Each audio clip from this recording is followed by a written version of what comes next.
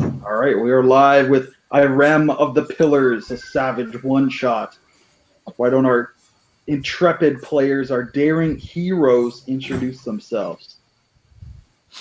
I'm Kyle.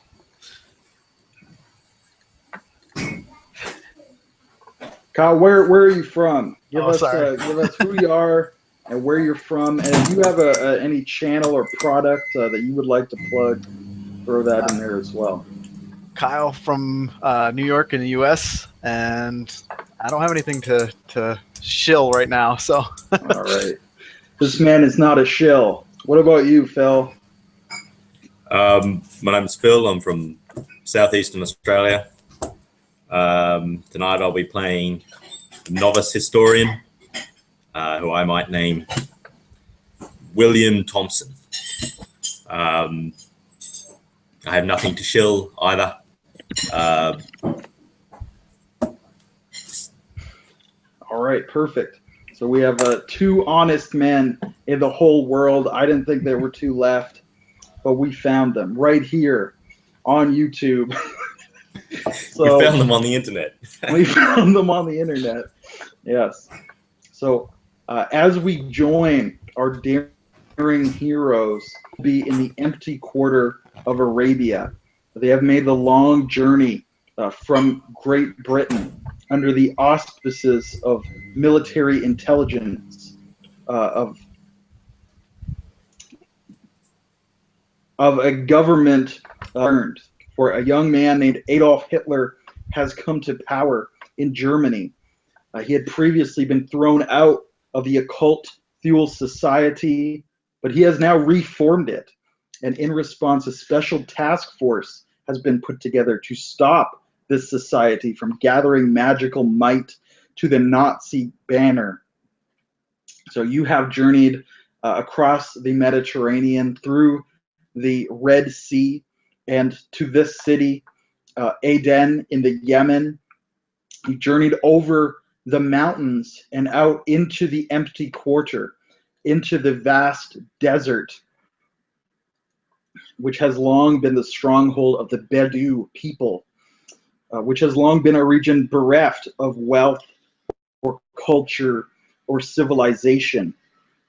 And you have made this incredible journey across thousands of miles in this sweltering heat because you have heard a rumor, because you have it on good authority that the Thule Society is here, that a sandstorm has uncovered an ancient city, a city which may align with the position of the mythical Iram of the Pillars, a city mentioned often in both the Necronomicon and the Pancodic manuscripts and other occult tomes. So to keep whatever is buried in the desert from falling into the hands of evil men, you have come. So as we join you, you're probably on camelback. It's the most reliable form of transportation through this parched and scorching landscape. There's a sea of sand all around you, the bright light of the sun, not a cloud in the sky. This is a land bereft of rain. Please describe what your characters look like and introduce them to our viewing audience. How have they found their journey to this point so far?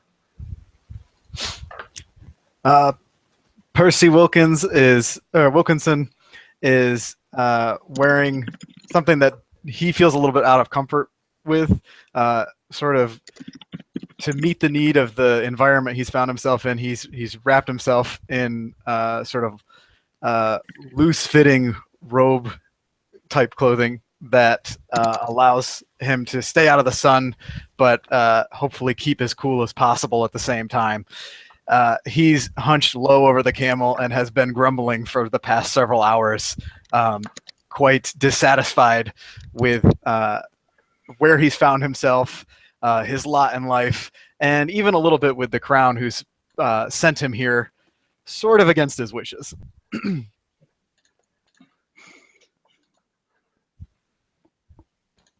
All right, and what about William Thompson?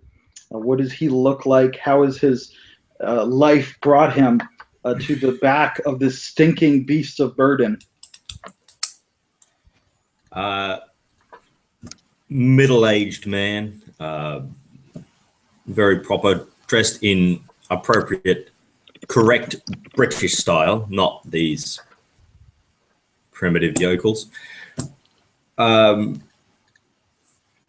Opportunities like this for a man who seeks history and knowledge don't come up very often. So when given an opportunity to investigate for the crowd, he had to jump at it. And while I'm not thrilled to be here, not thrilled, it's just not an opportunity you can let go. All right, excellent. Now, according to British intelligence, the Thule Society has not been able to secure this more direct route into the empty quarter. They have had to instead come through Oman and come through Muscat, which is actually a city that bears a close resemblance to Aden, but it is on the opposite side of the empty quarter, the opposite side of Arabia. And you're hoping that your shorter route will give you a head start over them. So you have with you a map secured by British intelligence, which is supposed to lead to this location which aligns so well with the descriptions in the Necronomicon. And you are, of course, not alone. In addition to the two of you, there are 4 other members of your party here on Camelback. There's, of course, an archaeologist from Miskatonic University, Ed Stokes, a spy from British intelligence, Alan Simmons, an occultist, formerly freelance, although he had at one point worked at Miskatonic University before being disbarred for his occult leanings, which is Bernie Serrano, and a bodyguard, a veteran of the Great War, Scott Pickett, a very soldierly gentleman. So you're all on Camelback, wearing the light, loose clothing. I believe that in addition to yourself, Percy, probably only Alan would be wearing any kind of a burnous, of thobe, of desert garb. Everyone else dressed in a more proper British style. I don't really understand how they could do that. It's blistering out here. It is indeed. The sweat dripping down your brow, falling into the fur of your camel, and you can't believe this huge furry creature could not die of heat stroke, and you can't believe that anything that's still alive could smell so bad either. But as you were journeying, Kyle, how much does the rest of the party know about Percy's history? Do they know about how he's been pressed into service? Surely Alan Simmons, the spy, he knows. But what about the others? I would say that Percy's been quite open about it because he's got a huge mouth and he's just been griping nonstop since they've left Britain. So yeah, I would say everybody's pretty aware of the fact that he was pressed into service for one too many B&Es. The intelligence service thought that that skills could be put to more constructive uses. All right. And what does William Thompson think of this, having this thief, this criminal, accompanying their official mission and investigation?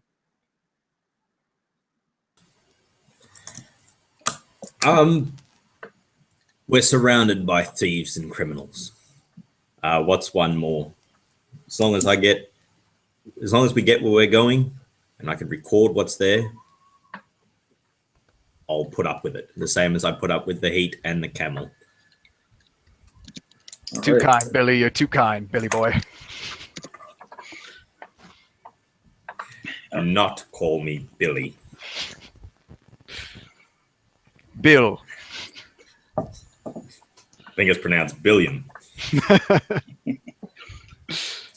And indeed, as you're journeying, Bernie Serrano, the occultist, the former professor of folklore at Miskatonic, has taken quite a shine to our good thief, to Percy Wilkinson, remarking to him that you should be most welcome on this expedition, as we are all thieves seeking to steal knowledge from the desert, seeking to steal power from the enemy. Look, Bernie, if I can come away from this with a few extra coin and not go to jail when I get home, I'd be just thrilled. You can see a particular exception to this in the form of your archaeologist, of Ed Stokes, as he's taken umbrage to your being included in this. Is you shouldn't compare all of us to this man. We may be allies, but that does not make us friends, and it does not make us two of a kind. And he kind of glares at both of you. He is in good standing at Miskatonic, so he's not happy that the former professor who's been thrown out is here, and as, of course, a well-respected member of society. He's not happy that Percy Wilkinson is here. But Bernie just kind of looks over at Ed and remarks to him, "What is an archaeologist but a thief? You simply wait longer than most after your victims have departed."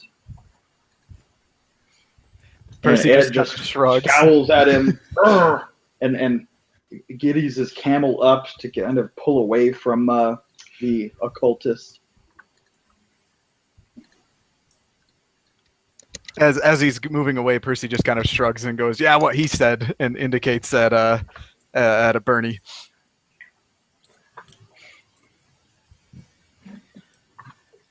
And do you have any input on that exchange, Phil? William Thompson? Yeah, I'd write up to Ed Stokes and I would say, do not worry about what these people say. The lessons of the past are the property of their future, and what we do here is extremely important. Ed nods at you, clearly having in this respect, a great deal of respect for you. And he says, if it was not important, I doubt either of us would be here. Very true. You can still sense some of that latent animosity that archaeologists and historians often have against one another. One dealing in hard evidence and facts, and the other dealing in the eyewitness accounts and reading between the lines of those accounts. And archaeologists and historians have many and storied disagreements about what really happened in the past. Let me ask as well, William, which university do you represent, or are you a freelance?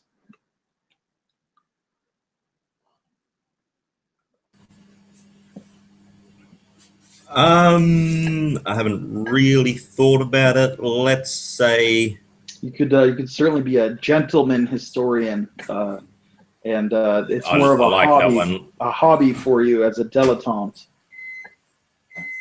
I like that one. Let's go with that. All right. So as you are progressing, it's been many days and nights out on the hot sand in the open desert. You're trying as much as possible to sleep during the day and travel at night.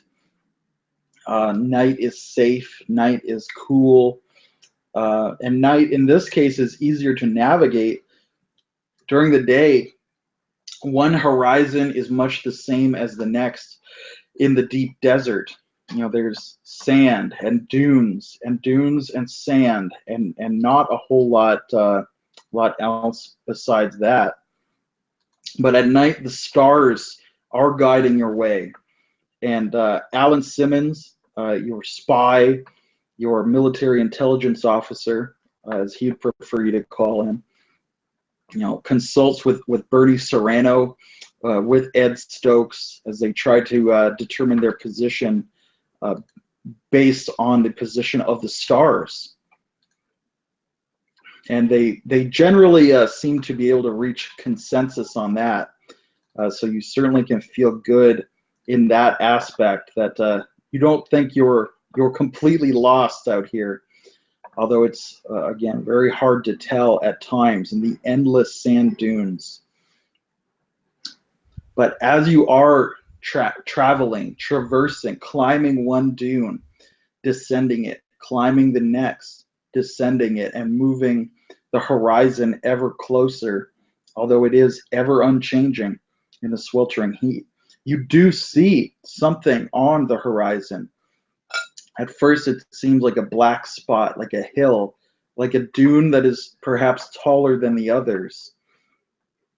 And there's a general feeling of excitement in your group as you spot this. You don't know what it is, but based on the position of your map, you think that it could be your destination, this city that's been uncovered by the shifting sands, the wind of the desert. So how do you approach this, or do you make any comment to your companion as you approach?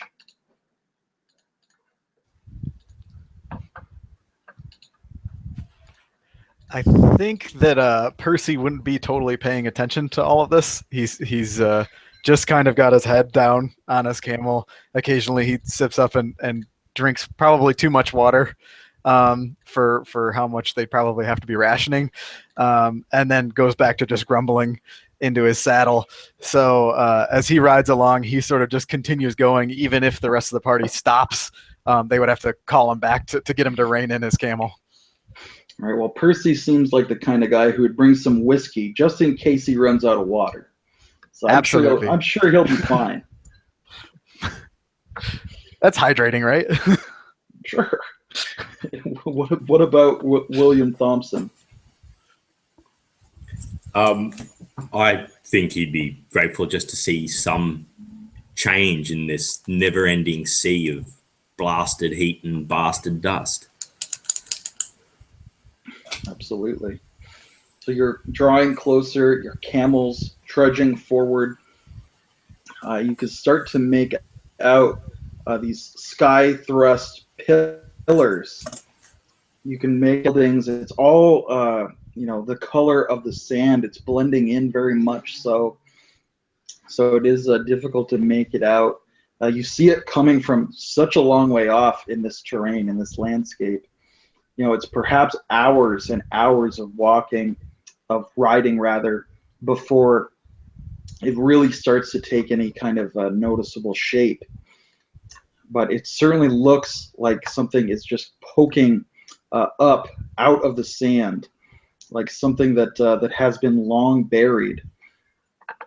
And your companion, the occultist, Bernie Serrano, will be very quick to point out to you all that if the legends are correct, if they hold true, then these ruins are more ancient than humanity itself. And at this, I was just going to say that is preposterous. If they're older than humanity itself, then who put them there? Did they just spring up out of the ground? And the other, pretty much everyone else there, other than Bernie, kind of looks at him like he's been like this the whole time, so they know he's not all there. but it's just one thing after another with this guy. And as you speak up, they kind of nod in agreement, maybe even roll their eyes as if like, why do you even bother correcting this lunatic? Percy has heard the conversation, but hasn't actually paid attention to the content of what's being said. So he finally just kind of looks up from his saddle and goes, "Christ, is that it?"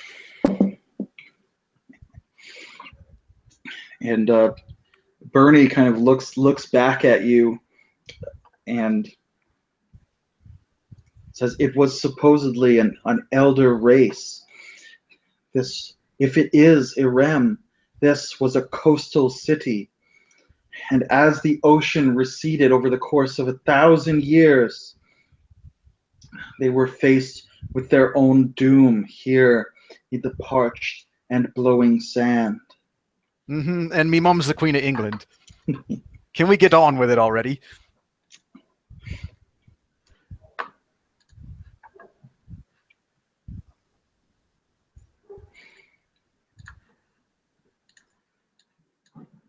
And indeed, getting on with it, you do move forward ever closer, and you finally start to see some concrete shape coming to this structure. There seems to be a arched rooftop coming up, poking its way up out of the sand, and many pillars surrounding it. And you think as you come closer, you can see smaller rooftops buried as well, just barely jutting out. That this may have been the very peak, a pinnacle of some enormous palace or temple. You get the feeling that this structure was not at ground level upon construction, that it may have soared stories above whatever city it capped as the pinnacle. But as you're getting closer and you see that architecture, the cyclopean masonry, sand choked, sand blasted, you also see another large structure. This one much more conventional in shape. This one with just slightly sloping sides and a peaked roof. This whole structure fluttering in the breeze, you realize it's a tent, a large pavilion is anchored here next to this sand-blasted ruin. And you can see as you're coming closer just that glint of color. And it appears that on one of the anchors, on the main anchor to the front of this tent, there's a flag waving in the wind. There's red and white and black. And you have no doubt in your mind as you're coming closer that this is the swastika of the Nazi party. So what do you do? There's a tent next to the ruin flying the Nazi flag. Do you think that's our German friends? Yes, I do believe they have beaten us here. This does not bode well. Well, I could always sneak in for a closer look if that sounds fine with you lot.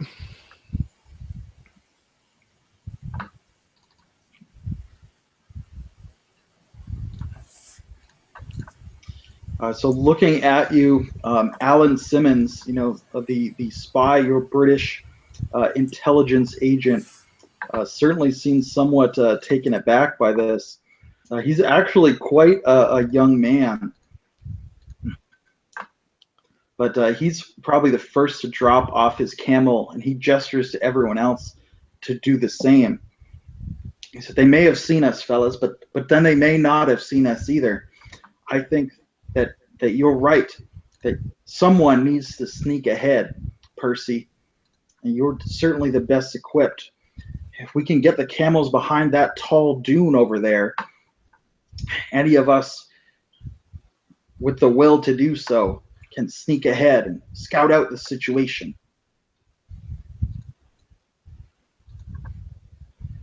Well, I am not keen on going just by myself. but you're a spy, right, alley boy? Why don't you hop off your camel and leave it to the intellectual sort, and you and I'll go up for a quicker look. Sounds like a plan. So Percy hops down and just kind of tosses his reins at whoever's closest. Doesn't really pay attention if they're grabbing him. And he looks over at his camel and kind of spits in the sand at its feet and moves off. All right, you give water to the desert, a blessing. And you can see that your companions, that Bernie and Ed and Scott certainly seem a little bit more hesitant. Scott does have a rifle that's he's been hauling around. You know, it's on the back of his camel, basically, but he has been keeping it clean and probably in the hope of not needing to use it. But just in case, you know, he's a pretty good shot with that rifle. How are you guys armed and equipped? And what is there any further detail you want to add to your description as you're moving forward? Percy's brought along his brass knuckles from one too many street fights because he didn't know what else to throw in his bag. And he's got a 38, a Webley pistol that he's been given that he's fairly familiar with. He's fired similar firearms before, but he's not been like extra careful to make sure that the sand and everything stays out of it, being fairly lazy and more prone to punching rather than shooting. And he's had his face covering up on his hood and has left it there because it sort of blends in with the sand, but mostly because he just doesn't want the blowing sand in his face. He's got enough to complain about already. All right. And what about William? Not so much prepared for combat. The only unusual thing that I might be carrying would be my journals, my ledgers, to record whatever we might find. And just the normal stuff that you'd kit yourself up with to go walking across a desert, you know, just water bottles and I don't know if I could have potentially binoculars or something like this, that type of thing. All right, excellent. And does William volunteer to go along with Percy, or does he stay with the camels? Oh no, we have criminals to sort this stuff out. That's don't All right. touch anything. Right. You stay behind and do all the thinking. Better that I do it from back here than you at all. All right. So you can Percy see, just kind of sends a rude gesture his way and turns to carry on. So you can see Alan kind of nod his head and say, well, who else is coming? And Ed kind of speaks up, says, well, I didn't come all this way for nothing. I figured in all this sand-blasted wasteland, it'll be easy enough to crawl across these dunes. And the occultist and the soldier, you know, they both nod their head. Scott speaks up and says, if there's any action to be had, I'd rather be there. And Bernie puts in his 2 cents as well, saying, only one man is needed to watch these beasts. Watching history unfold and be uncovered is my means. So it looks like everyone wants to go and leave you alone holding the camels. Does William object to that plan at all? Oh yeah, as soon as Stokes puts in that he's going to go, I'd want to go straight up. I'm not letting him go before me, and I'd be something like, better that I could record it than have you crush it with your picks and your shovels. Percy's just kind of looking at this, especially looking at Bernie and Ed and William, and he's a bit incredulous. He's like, well, I guess we'll all foul it up together then. Well, Stokes will actually look at you, William, and say, well, someone has to stay behind and look after these camels. I suppose if you're going to be that way about it, I'll keep you company, and we'll let everybody else sneak off.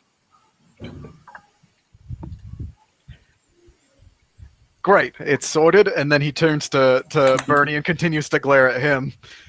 Kind of like, really, you think you can be sneaky enough to do this? Well, unless you actually say anything, Bernie will certainly accompany. He's kind of airy and mystical, and he doesn't really pay attention to people. After not getting a response from glaring at him, Percy just walks up and like grabs him by the cuff and drags him over to Ed and William and like sets him down in the sand and goes, "Watch this, will you?" And at this, Ed kind of makes eye contact with you, William, and nods. He says, "Good idea. Bernie can watch the camels." And he turns and starts following you guys. So do you go after him then, William, and you leave the occultist to watch the camels? Yeah, I do. All right. One step ahead. All right. Percy throws his head back and just kind of lets his arms fall to his side and walks off, following everybody. We're all going to die here. All right. So make a stealth test as you were attempting to sneak up on this German encampment, this Nazi encampment, in fact. So again, whatever your dice code is, roll that type of dice. So if our soldier is a D4, I'll roll my D4 here. And if you've hit 4 or higher, you've succeeded. 4 is the magic number. And as heroes, you also get a D6. So you take the higher. Any roll you make, you roll your dice code, and you also roll a D6. You take the higher of the two. And a success is simply 4 or higher. 4 is the magic number. And what's stealth based? Stealth, if you don't have stealth as a skill, roll your agility. I think untrained is D4 -2, if I remember correctly. I thought you could default to the skill, but you still get -2. Is that might be it? I don't remember. I could be wrong. I don't care. We can go either way. Since we're pulpy, I might default to the skill, to the attribute -2. So your agility minus. Yep, that works for me. Actually, Kyle, I think you're right. I think it's just a D4 -2, but you still get your D6 also going to be -2 as well. Yep. Yeah, that's it. If we care to follow. I told you I need your help. So if you're untrained, roll a D4. You always roll your D6 as well. Take the higher, but you're -2 to whichever one is higher. And I'll do 2d6 because my stealth is d6. Yep. So I got 2 5s. So okay. I guess I succeed, but Very good. Does that make sense, Phil? Yep, D4 and a D6. I'm just trying to figure out how to work this roller. Did that do it? There you go. There you go. So what, you got a 5 on your wild die? That's a success. You beat the 4. 4 is the magic number. Okay. So the 5 of you are stalking forward across the dunes, making sure to profile above those undulating of sandy hills that make up this desert. And you're crawling closer. You're sneaking closer. There's a certain amount of tension as you certainly realize, especially you, Percy, that Not all your companions are very stealthy. Certainly, your intelligence officer, Alan, very stealthy. But Scott Pickett, Ed Stokes, not so much so. Still giving them hushed directions, keeping them in line, down, low, behind you. You think you've done a pretty fair job of coming up on them, especially since this camp will have no idea which direction you're coming from. And the horizon 360 around is all just undulating dunes. You're in the middle of nowhere. So as you're sneaking forward, crawling up on these dunes to get a view down, you start to notice there's something not quite right about this encampment. You haven't seen any people moving about, and it's taking you some time to crawl forward, to move with this stealth. You haven't seen any lookouts, any perimeter guards. You haven't seen anyone coming out to investigate the ruin itself. And now that you're getting closer, can you all make notice tests? There's just one central tent, right? Yes, you only see one tent. There may be a few other like small lean-tos, which are basically just like piles of equipment with a canvas pinned over them. So they're Okay. clearly not a tent, clearly not something a person can be inside of. But you do see perhaps a few of those as well.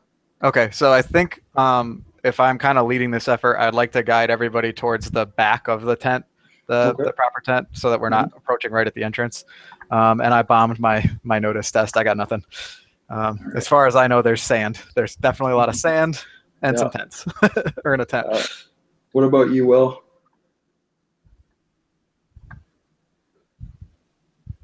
You're still on mute.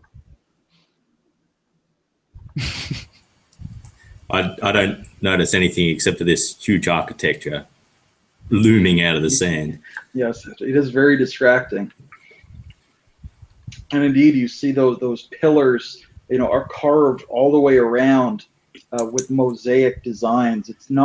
It's similar to some Persian columns that you've seen before. Of course, this is hundreds of miles away from Persia.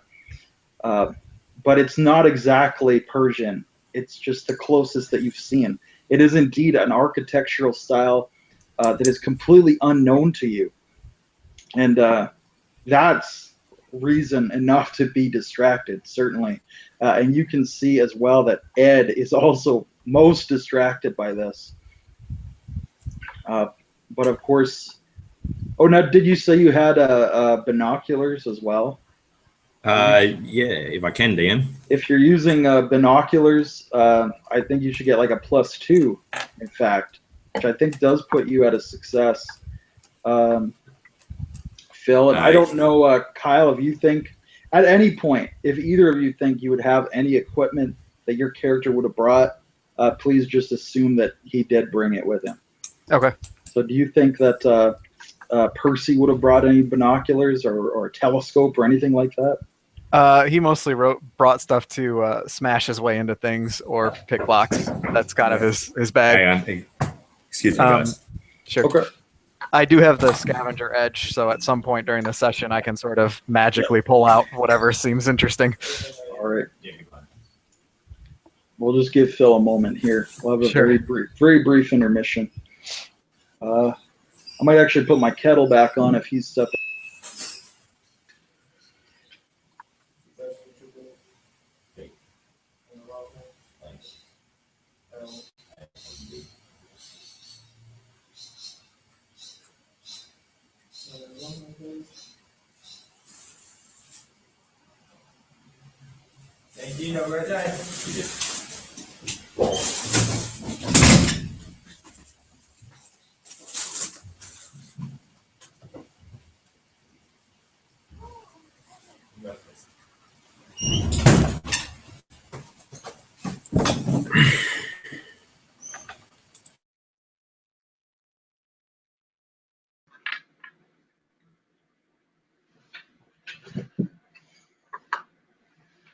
Oh, did we lose him? Looks like it. He must have dropped somehow. Okay. I've I done ran to that grab a before drink too. so I don't know where he went. Okay. I've done that before too. You go to hit, like, you go to unmute yourself and you accidentally hang up. Yep. I've done that before. There he is. Sorry, guys. No problem. Welcome back. Did we all die? Not yet. Yeah. Hey. Percy tripped on a scorpion. Ooh. Right. Shit. So looking forward through those binoculars, you know, you managed to take your eyes off of the architecture and just scan through that tent. You can see it flapping in the breeze, but you can also see the sand kind of piled up around the tent. It's drifting actually into the mouth. The door of the tent is choked with sand, as if no one has passed through it. No one's cleared it out, perhaps in days. So it looks almost like it's been abandoned to the weather. You can see a few of the lines securing it to the ground have come loose as well. So it's looking very bedraggled and deserted in this encampment. And I'd turn to my colleagues and whisper, "It appears that no one's been there in a long time. Look at the way the desert swallows the tents and gear, whatever the gear word is." Percy looks a little bit grumpy that he didn't spot this himself, so he kind of yanks the binoculars away from William, and he starts to scan around, and he goes, "Yes, I noticed as well." Right.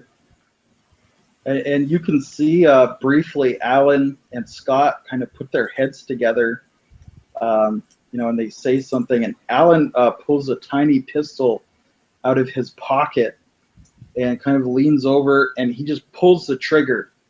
He shoots up into the sky, and there's this deafening boom, and it just echoes out over the desert, the gunshot ringing out.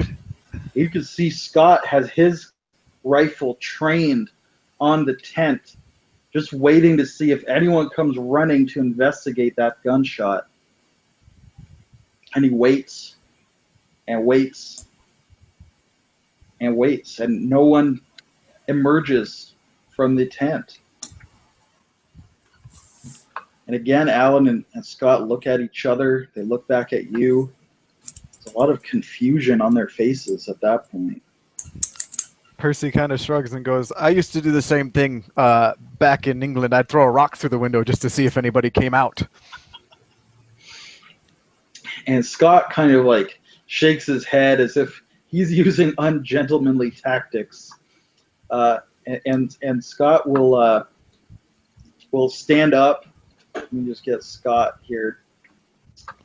That's, of course, his service picture. He's not dressed in uniform. He's plain clothes. But he is quite a young man to have served in the Great War. And he served just at the tail end. But he stands up from your hiding place where you're nestled on the edge of that dune, and you start to walk down. He starts to walk down with his rifle, you know, ready, trained, prepared at any moment to spring to the side to bring his gun to bear. But he seems to have had it with this waiting and stalking business. Percy jumps right up and draws his 38 and follows along and actually catches up to him and sort of puts his hand on his shoulder, and as they get near the tent, and gets him to stop and shush. And then he just fires all 6 rounds of his revolver into the tent's canvas, kind of in a line across it, and then starts reloading kind of nonchalantly, and just looks at Scott and shrugs. Scott just looks at you and shakes his head like, "Why didn't I think of that?" if only we were using regular Call of Cthulhu, I'd make you roll luck to see if you hit anything you should hit. But Savage Worlds has no luck mechanic. which is one of the best mechanics in Call of Cthulhu, in my opinion. I know, I love the luck roll. Yeah. But Scott just, why didn't I think of that? And he kind of almost smiles like, okay, you got some tactics, got some use to this expedition. And then he kind of continues stalking forward. What are you doing as these two are advancing, William? Look, as soon as the element of surprise was gone and no one came out, I'd like to approach these pillars and have a look at this writing, see if I can't make head or tail of it. All right. So yeah, the two of you then will be, that is to say, Scott and Percy will certainly be leading the way. Everyone else following behind some distance off. William kind of gets sidetracked as you start to pass through these pillars. And Scott's kind of using them for cover as you're moving forward, just out of instinct, out of habit, perhaps training. But there's quite a few of them. It's almost like this forest of pillars that you're moving through, and at the center, that great arch. And it's not far off that the tent is located. And here and there, other rooftops projecting just out of the sand, just visible, just hinting at the architecture, the city layout. So as you're moving forward, Percy, how do you approach the tent? Do you let Scott go first, or are you the first one through? I think that Percy motions for Scott to move towards the actual front flap of the tent, being that I would think anybody would have come out by now. And Percy, though not one to take all the risk for himself, moves along to the side of the tent, and as he waits for Scott to enter, Percy sort of waits to pull up the side of the tent and make his way underneath the canvas. All right. Yes, and Scott does so. So he pulls up the flap, and kind of like has his rifle trained, stuck under his arm. You can see, the interior of the tent as he's holding the flap up, and it does look like it's been exposed to quite a bit of sand. There are like sand drifts across the floor of the tent there. You can see that there are. It's quite a large tent, so it's about probably about 30 feet long and like 15 wide. It's very, very large, which is why you thought that it was a building from the distance. It's pretty low. It's only about 6.5 feet in the center, and then it's got a downward slope from that center point on the roof. But you can see they've got some beds set up in there. There's a table set up as well. And it's on the table, you can see some equipment, what looks like a radio, some books.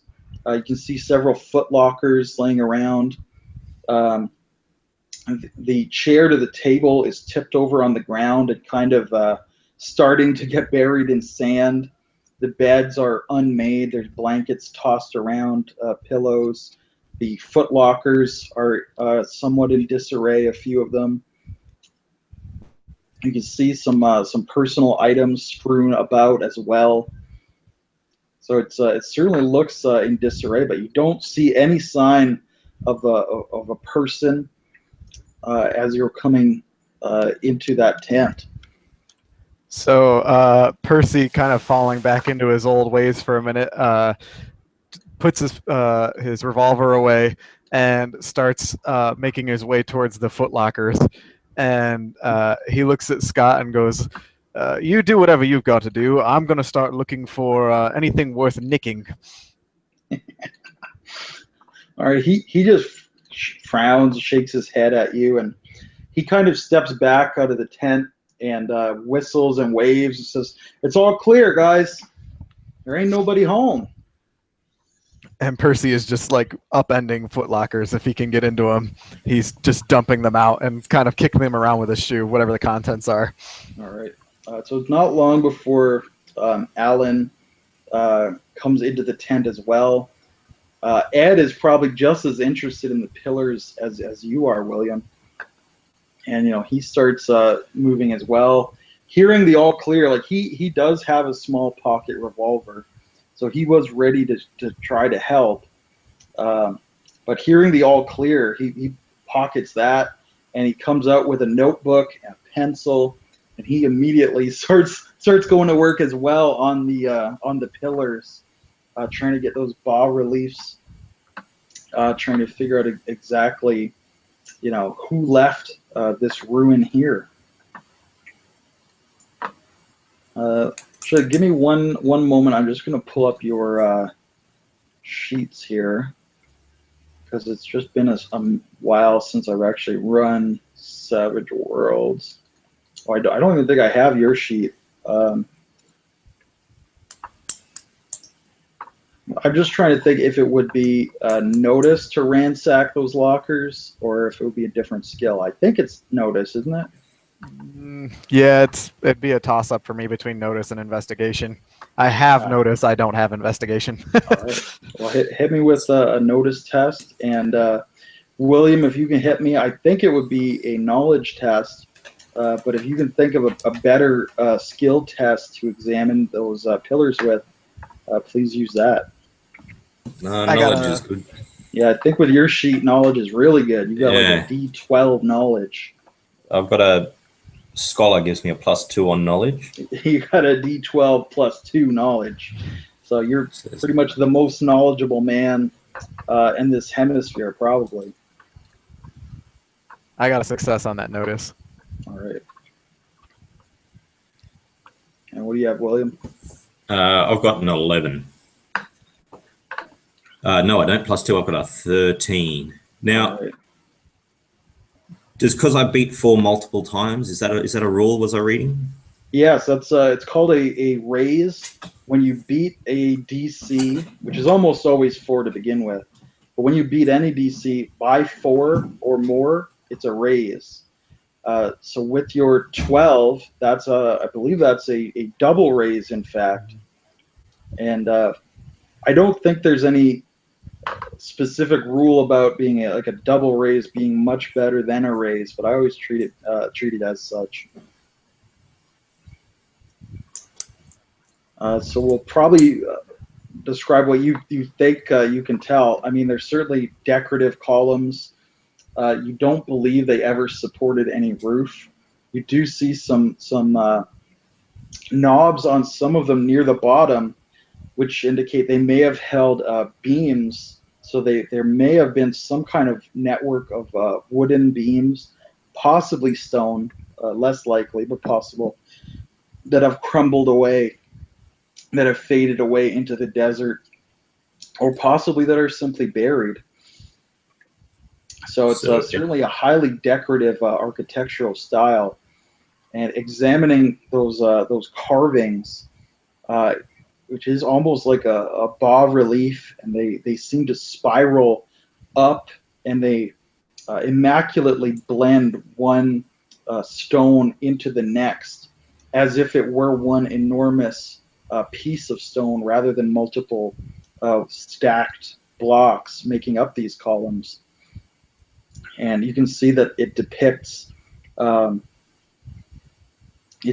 serpents and birds and fish, a lot of animal patterns. So not geometrical design that you might expect from certain cultures like ancient Greece, but certainly very animistic in nature. And the serpent is certainly a recurring motif. As you're looking at it, you can see the serpents carved to coil up these pillars.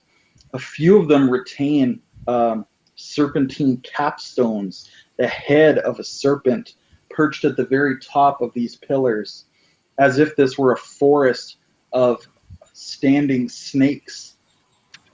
And you can see that they're all looking out, looking away from that central structure, that curved edifice, which is now half buried or more in the sand. This certainly appears to have been the center of the city.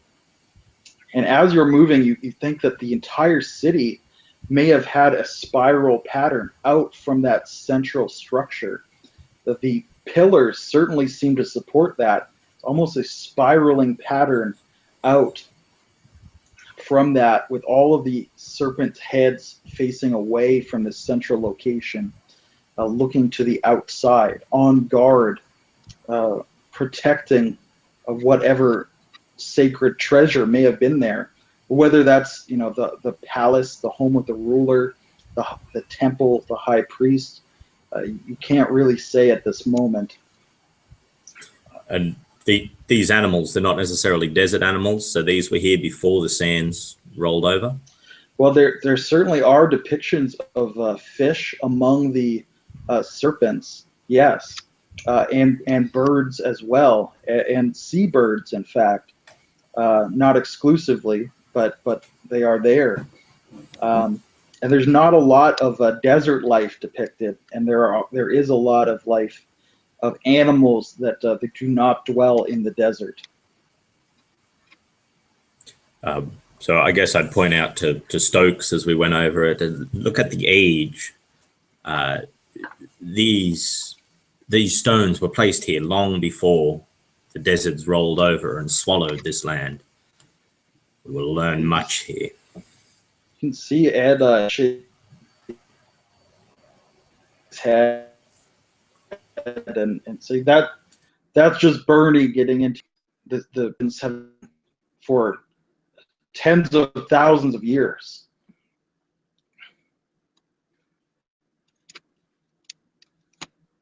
Perhaps this was built on an oasis that dried, on a desert highway that once existed. Perhaps the land was more fertile. Certainly this could not be the seaport that his legend claims it was. We shall find out more once we enter. Indeed. Was there anything in specific you were trying to find out about the city or the architecture with that test? No, you were just saying that they were Persian-esque, and where we are would have been swallowed by the Persian Empire at some point. I don't have any specific knowledge about it, but these are obviously not from that. No, they're obviously not Persian. The Persian style was not as good at joining block to block, and they almost highlighted that, the bands of stone around it with the arabesques and the sculptures. Still quite beautiful, but a very different style. Although the closest you can probably still think of, Greek columns were very straight and more geometrical, whereas these are certainly carven like the Persians, but the things that are carved on them very much unlike the Persian style. Well, after I've finished digging through that, if I could call over to... You'll never be finished. You'll be here for 100 years and not exhaust the archaeological possibility. If I could call over to my colleagues in the tent, I want to know if they found any writing, a record of what the society found, and perhaps give us a head start in deciphering what's going on here. All right. Well, we will come back to Percy. So you're looking through the personal possessions. Yep, and so as I hear William call out, I'm dumping another foot locker and kicking through it, and I just shout back something along the lines of, "I don't know, ask him," and I indicate, I think it's Scott is in the tent with me. Scott and Alan has now joined you as well in the tent, yes. But you find, a virtual treasure trove, whatever opposed group, this Thule society, they're also made up of archaeologists, occultists, historians, and that kind of person tends to be fairly wealthy. And you're finding a lot of gold coins, keepsakes, tobacco, silver pipes, man's rings that they must wear at times, styling silver necklaces, some bank rolls, money clips, a few bottles of wine stashed away, fine whiskey, cigars, just all kinds of things that a gentleman adventurer would bring with him into the desert. So it looks like they've wherever they are, they've left all their luxuries behind. And in some cases, it looks like they were dropped where they stood. Some of the lockers are not even locked. You find like a pipe stuffed with tobacco that was never lit. So there's certainly a treasure trove for an opportunistic man such as yourself. Yeah, so he's grabbing everything of obvious value and like stuffing it into his pack before he throws it back over his shoulder, carrying one of the bottles of wine and the unlit pipe, which he lights up immediately and starts puffing on. And he goes, "Boy, they sure left in a hurry, didn't they?" Now, Alan is just really busy poring over. There's kind of like a stack of documents, several books and journals on that main table, along with that what looks like a radio unit to you. And he's just pouring through it all. He's very absorbed in like cataloging all of this. And you certainly know that Alan speaks German. Did you say, William, that you spoke German? Is that correct? Yeah. And the rest of the party would know of this, yes? Certainly, I'd imagine Alan would. Oh, they wouldn't be surprised to find out. All right. So finishing ransacking the place for any of the valuables, Percy steps up to Alan, kind of noticing what he's doing, and he's like looking over his shoulder, realizes he doesn't speak a lick of whatever anything is written in, and he starts fiddling with the radio, seeing if it works at all. All right. Well, so Alan is like right there, and he's like, I'm trying to work here. We need to ascertain where they went to. How did they beat us here? What did they find? And then he like looks at you again, and he sees like you got like 3 watches on and like 4 necklaces. You got rings on all your fingers now, and like your pockets have like bulges in them, and he's just like looks at you like, you're right. They did leave in a hurry, didn't they? Well, at least they left the good stuff behind, and he takes a swig off of this open wine bottle he's carrying around now, before returning to the pipe. It looks like they left everything here. I've got journals. I've got a key to their codex, so we can decipher whatever's written in here. I've got radio transcripts. I've got everything. This is the kind of thing that if they had an intelligence officer, all should have been burned before they ever let it fall into anyone's hands. You can't let a bloke steal without making it unnerving, can you?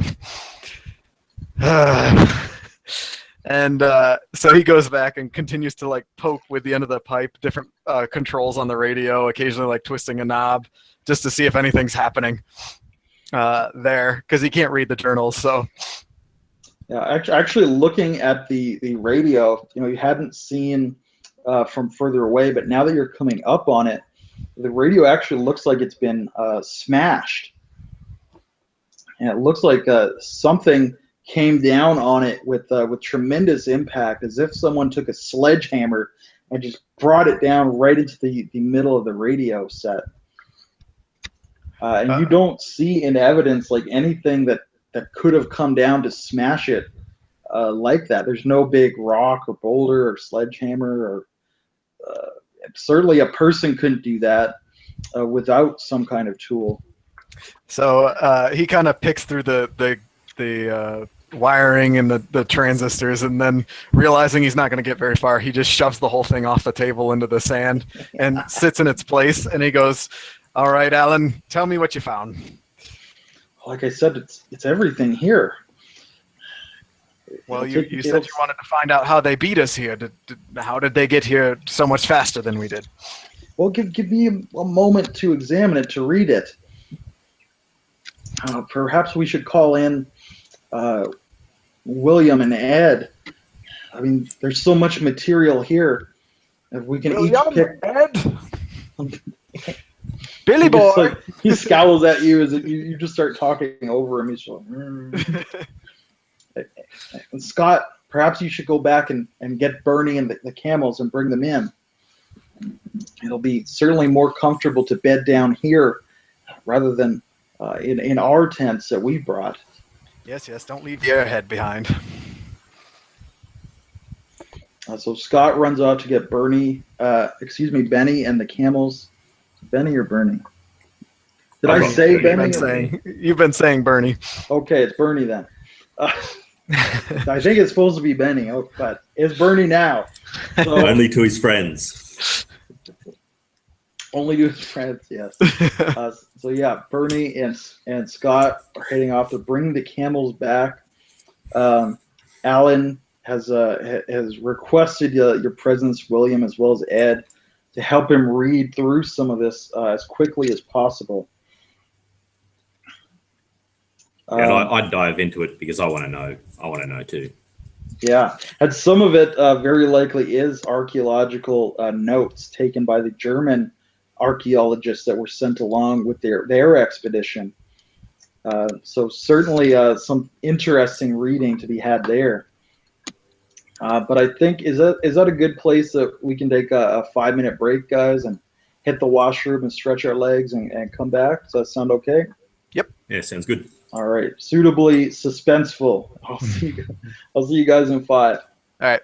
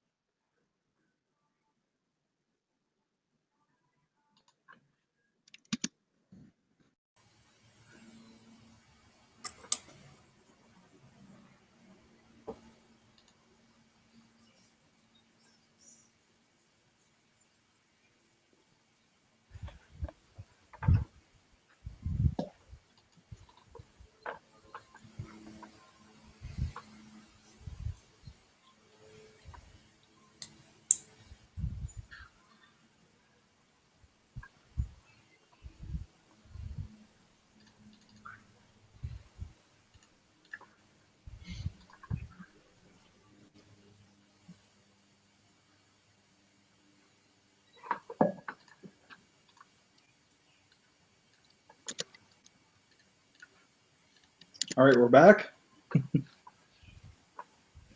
All set. Okay. My wonderful German name generator here has not failed me. Ratzinger. What a great name.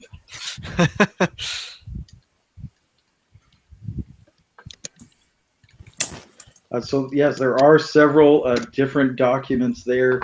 Some of them do look to be more like intelligence reports. Some of them do look to be more of the archaeological transcript variety. Some of them simple journals. Need I ask, what would William gravitate towards? Oh, he'd want to know what they found for sure. So would he be looking at like one of the personal journals, or trying to find something that looks more like a architectural log? Certainly, I'd be going over the journals, and if I could find a name that I recognized, maybe from one of the universities, maybe someone published, I assume they're just not no ones they sent on this. If I could find someone I recognize, I'd read their log, their journal. Otherwise, I'd just be rifling through and looking for architecture. Yeah. All right. So the name that you would probably recognize would be Erwin Bischoff, which is a well-renowned German archaeologist. And he's often worked with Americans, with British leaders in their fields, scientists, archaeologists, historians. Of course, tensions between the nations are beginning to mount once again. You've had this period of relative peace between the after the Great War, the war to end all wars, and surely there will never be a sequel to that. But there is tension beginning to mount again. So Erwin has less and less been working with outside agencies. So taking up what is transcribed as his journal, flipping through probably to the point where he's coming in, where you start to see some sketches of the architecture, of the pillars, of the arched roof protruding from the sand. You can tell that he's most excited. He's writing that it was exactly where von Juntz supposed it might be in his Unexplicable Kulten, in the Black Book, which he published before his suicide, which was a most suspicious circumstance indeed. And it lines up as well with sources in the Necronomicon. Long has Erwin supposed that some of these other sources, the Necronomicon and the Black Book being his primary ones, although he makes vague reference to the Pancodic manuscripts as well, saying that much like the Bible, whose history is being revealed as true fact and not mere myth and legend, Erwin believes that some of these other books, these ancient tomes, may contain real history at their heart as well. The location of this city, of Iram, of the pillars, could prove that. He could be this leading visionary in saying some of these old myths were true in a way. He, of course, dismisses the idea that this was a seaport, that the ocean has receded from here. That would indeed make it older than humanity. So he dismisses that idea. He says there could be a grain of truth. And in examining the carvings and some of the carvings inside of that arch structure, he believes it was a temple dedicated to the serpent god Yeg. And this lines up with the sources in the Black Book, and with a few vague mentions in the Necronomicon as well. So he believes whoever lived here may have been the original authors of the Pancodic manuscripts, they may have founded a cult that has survived until the ancient past, when it stood alongside Zoroastrianism and the ancient Greek religion, and the Egyptians as well. That this could be a whole mythology that we have lost, and here could be the proof to it. That these legends repeated in those tomes were true in their day, that this was a religion that flourished thousands of years ago. So he's very excited about that, and he's drawing a lot of conjecture as well as far as the serpent motif, some of the bas-reliefs inside of that temple, some of the shrines that he has found deeper into that temple. And there is also a map, albeit clearly an incomplete map, of that temple complex. It looks like they had arrived on the scene and been studying the temple and the city for several days, doing some light excavation work. He'd been, of course, working on his journal as well. And at a certain point, it kind of breaks off. It says, we're delving downward ever deeper. We found a lintel, a doorway in the deepest levels of the temple thus far, that we have found a vast door made of solid gold, that beyond this door we have found a cave complex going down into the substrata, going down into the bedrock of the earth itself. And he details how, according to some of the bas-reliefs that he's examined, this may be a very deep cave structure indeed.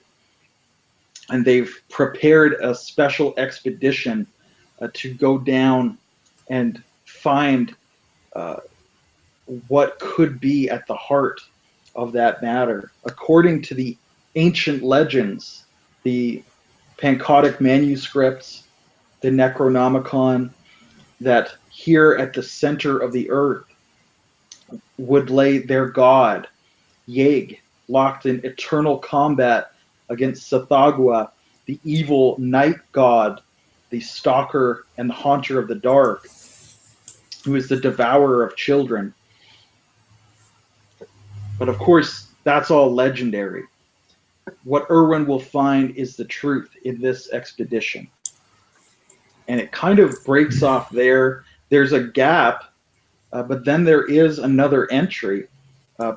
It seems to be quickly scrawled and briefly. And it goes on to say, and it is dated, and it looks like it's actually dated for about a month later, about 3 weeks later. And it says, "We have found the truth behind the legend, a horror only we must know. We are preparing the equipment to go back. The entrance must be sealed. For if they find their way to the surface, it will be the end of the German people and perhaps all other people. Tomorrow we will set out, but for now my exhausted limbs must stretch out and rest." And that is the last entry that's left in the diary of Erwin Bischoff. How long ago is that dated from now? That's dated for probably about a month ago as well. So at the time that that you guys were sitting in Yemen. Now I've lost the name of the city, but the time you guys were sitting, thank you, Aden. Mm-hmm. That you were sitting in Aden, perhaps drinking some strong Turkish-style coffee. They had come up from their spelunking expedition, essentially, that somehow they'd been underground for a month, at least according to the way the dates line up, but there's no further entry beyond that. Sounds like they escaped escaped from something.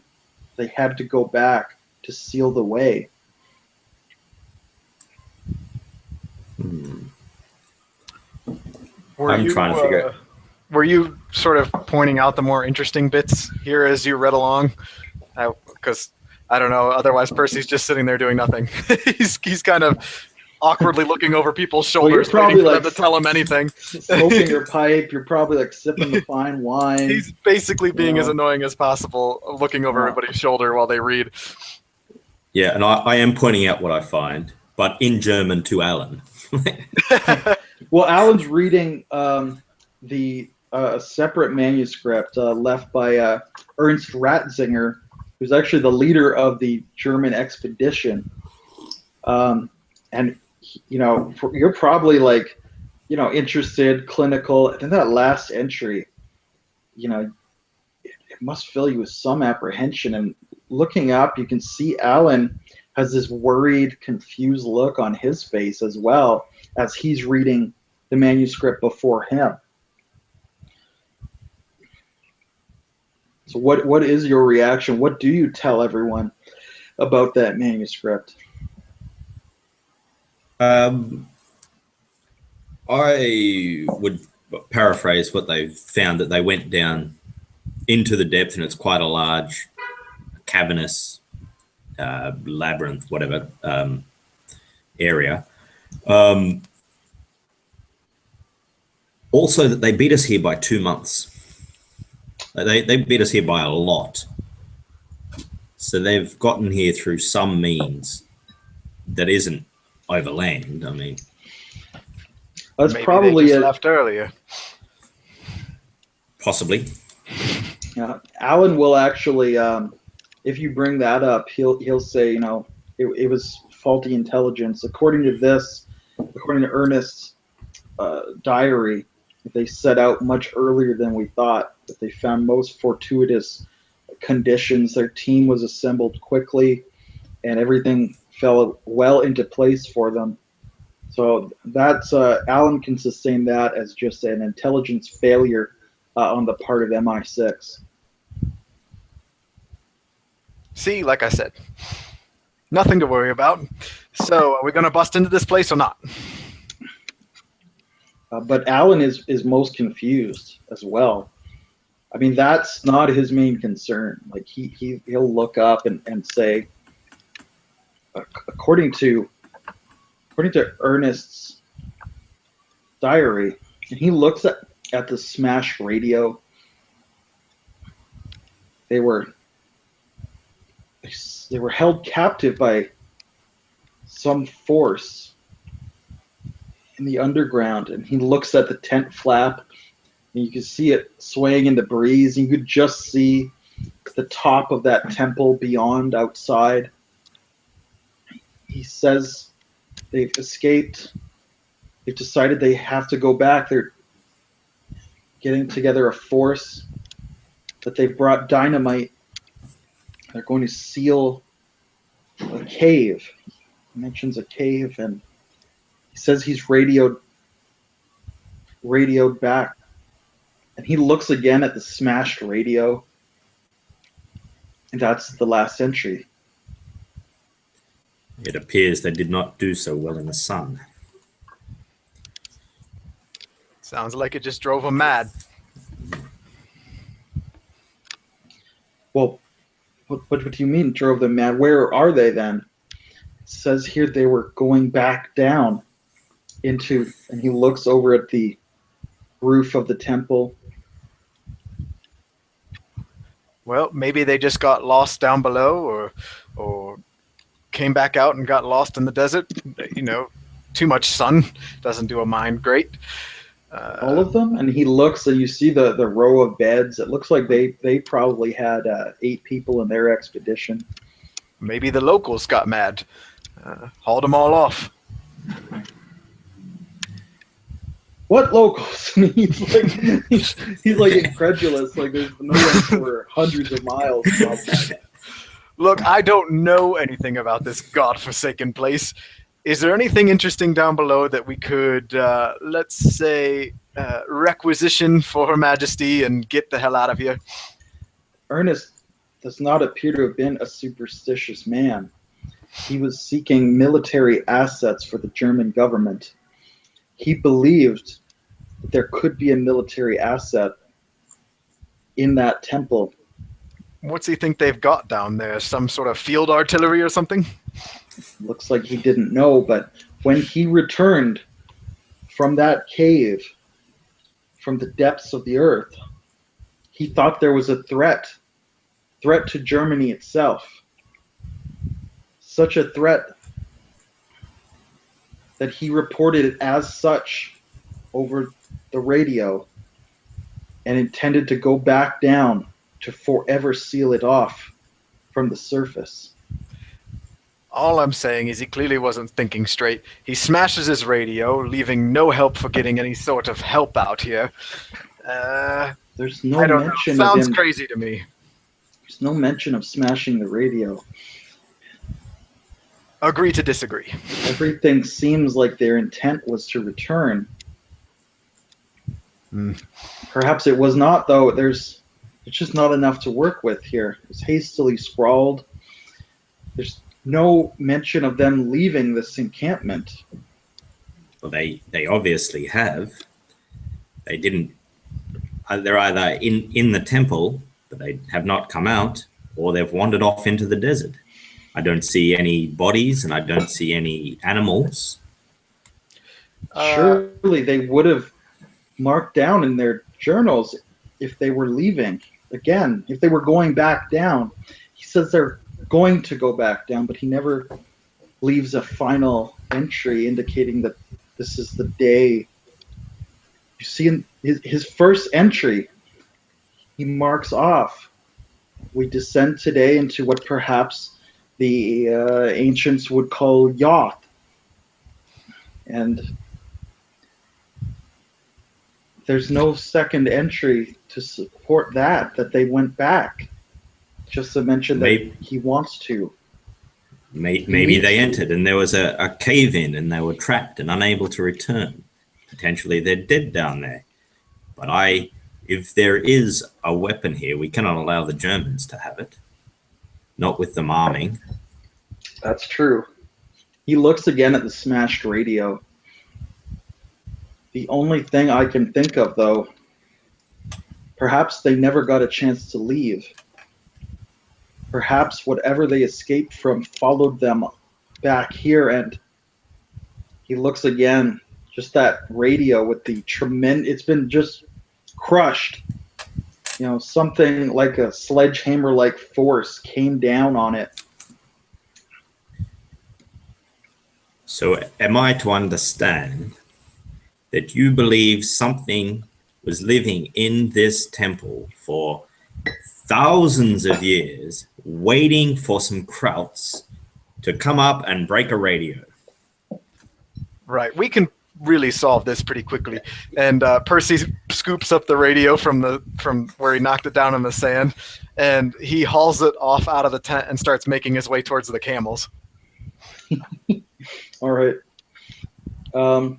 Alan actually might say, "Wait, we should examine it," and he rushes out after you.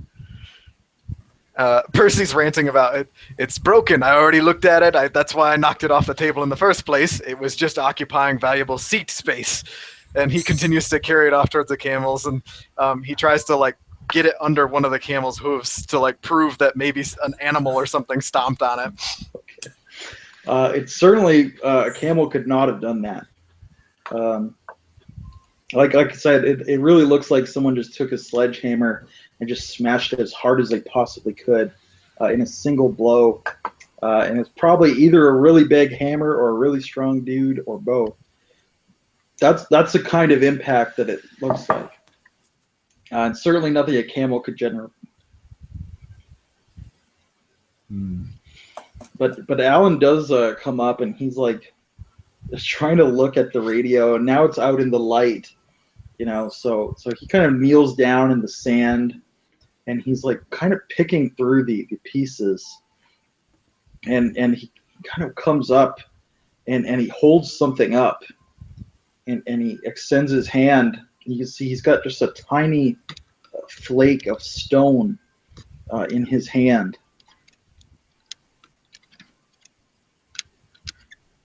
Okay, And what's he- so interesting here?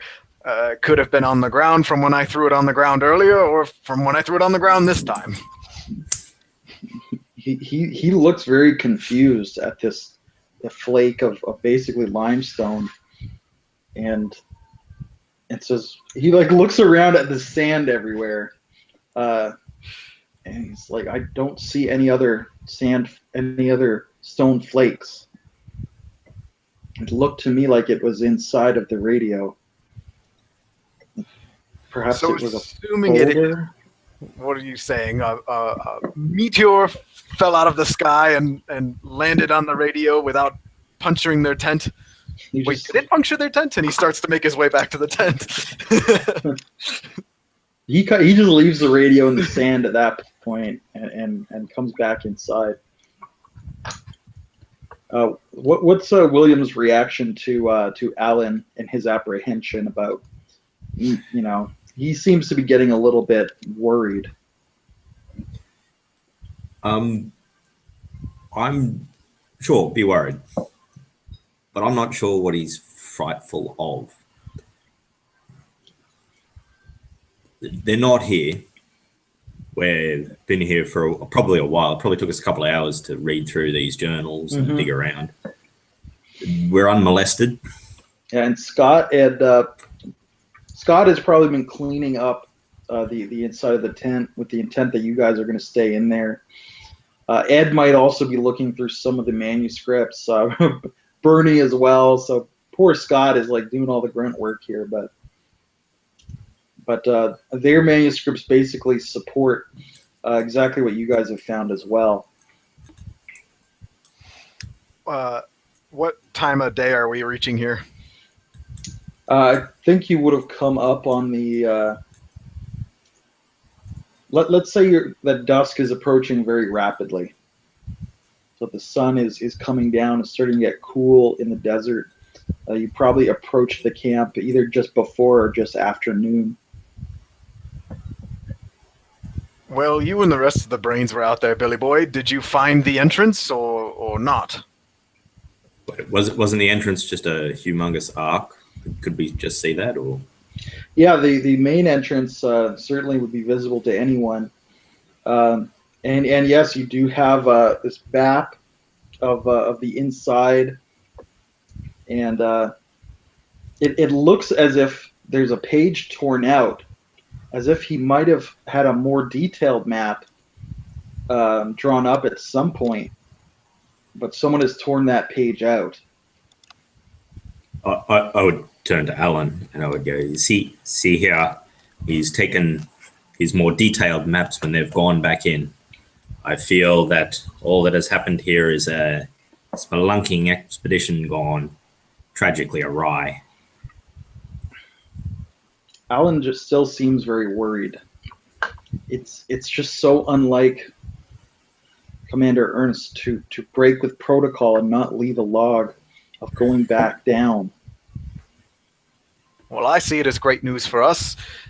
Tent's empty, place to sleep, didn't even have to set up any of our stuff, and didn't have to kill anybody to steal all this. So why don't we just bed down for the night and make our way in tomorrow? They must be downstairs. I'm with Billy Boy. Yes, we should at least sleep on it. In the morning, we'll decide what to do. I'm not convinced that I want to go down there, but let's all sleep on it. Percy goes over to one of the cots that Scott is brushing off, and as soon as he finishes getting the sand off that one, he just flops down into it, ignoring the fact that there's still cleaning to do. All right. So Alan will certainly give Scott the first watch. They are maintaining some kind of military discipline there. So do you guys want to make notice tests as you're bedding down, or is there anything else that you do before bedding down? I think Percy polishes off the bottle of fine wine that he found before tapping the last bit of his pipe out to clean it for morning, and then kind of sets it beside him and passes out with the bottle of wine hitting the sand beneath him. I'd probably pull out an electric lantern and keep poring over these notes, filling in my own journal, etc. Doing my book work at the end of the day. All right. So as you guys are, drifting off to sleep, I will get those notice tests.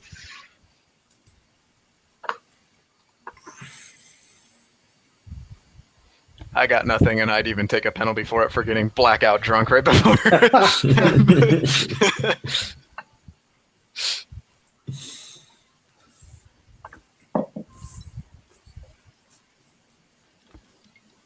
What about you, William? No, I've failed as well. All right. So as you drift off to sleep, you're occupied by strange dreams. Certainly, this place, your journey, has fired your imagination. Dreams of writhing serpents made of stone, swirling into sand in a sandstorm, sucking you down into that cavernous opening, that temple, which may be dedicated to Yeg, the serpent god. So very strange and dour dreams. But as you awaken, you can hear some, actually a name being called out. Ed? Ed? Ed? Ed's missing. Wake up. Wake up, everyone. Ed's gone. What now? You can see Alan kind of rushing around, looking. He runs as soon as he sees you guys are waking up. He kind of runs out of the tent. You can hear him shouting, "Ed! Ed!" He probably just wandered off to look at rocks or something. And Percy at first kind of slumps back down, and then as he continues to shout, he gets up and staggers out of the tent behind him. He takes his pack with him. All right, the landscape is unchanged. You can see your camels sitting, chewing their cud. Scott quickly rushes out. He's woken up and taken up his rifle immediately, and he's rushed out, and he joins in calling, "Ed! Ed!" and looking around. So I'd imagine Percy probably just starts getting breakfast ready for himself. What's William's reaction? Ed appears to be missing. They're shouting quite loud. There's not a lot of cover he could be hiding behind in the immediate area, and the sound carries quite far over the desert dunes. I guess I'd say there is only one place that he could have gone. He hasn't wandered off into the desert. He is an archaeologist at heart. I'm sure we'll find him examining this structure. Who was on watch, Al?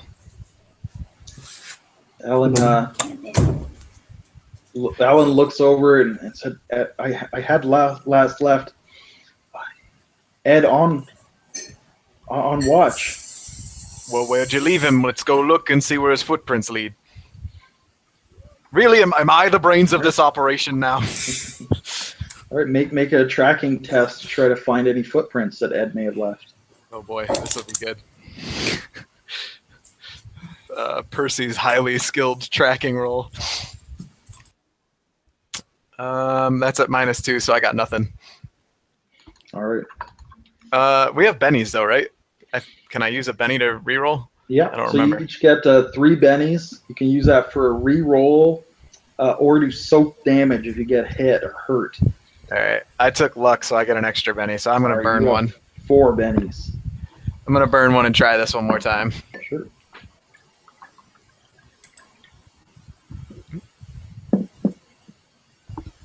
Nope, even worse.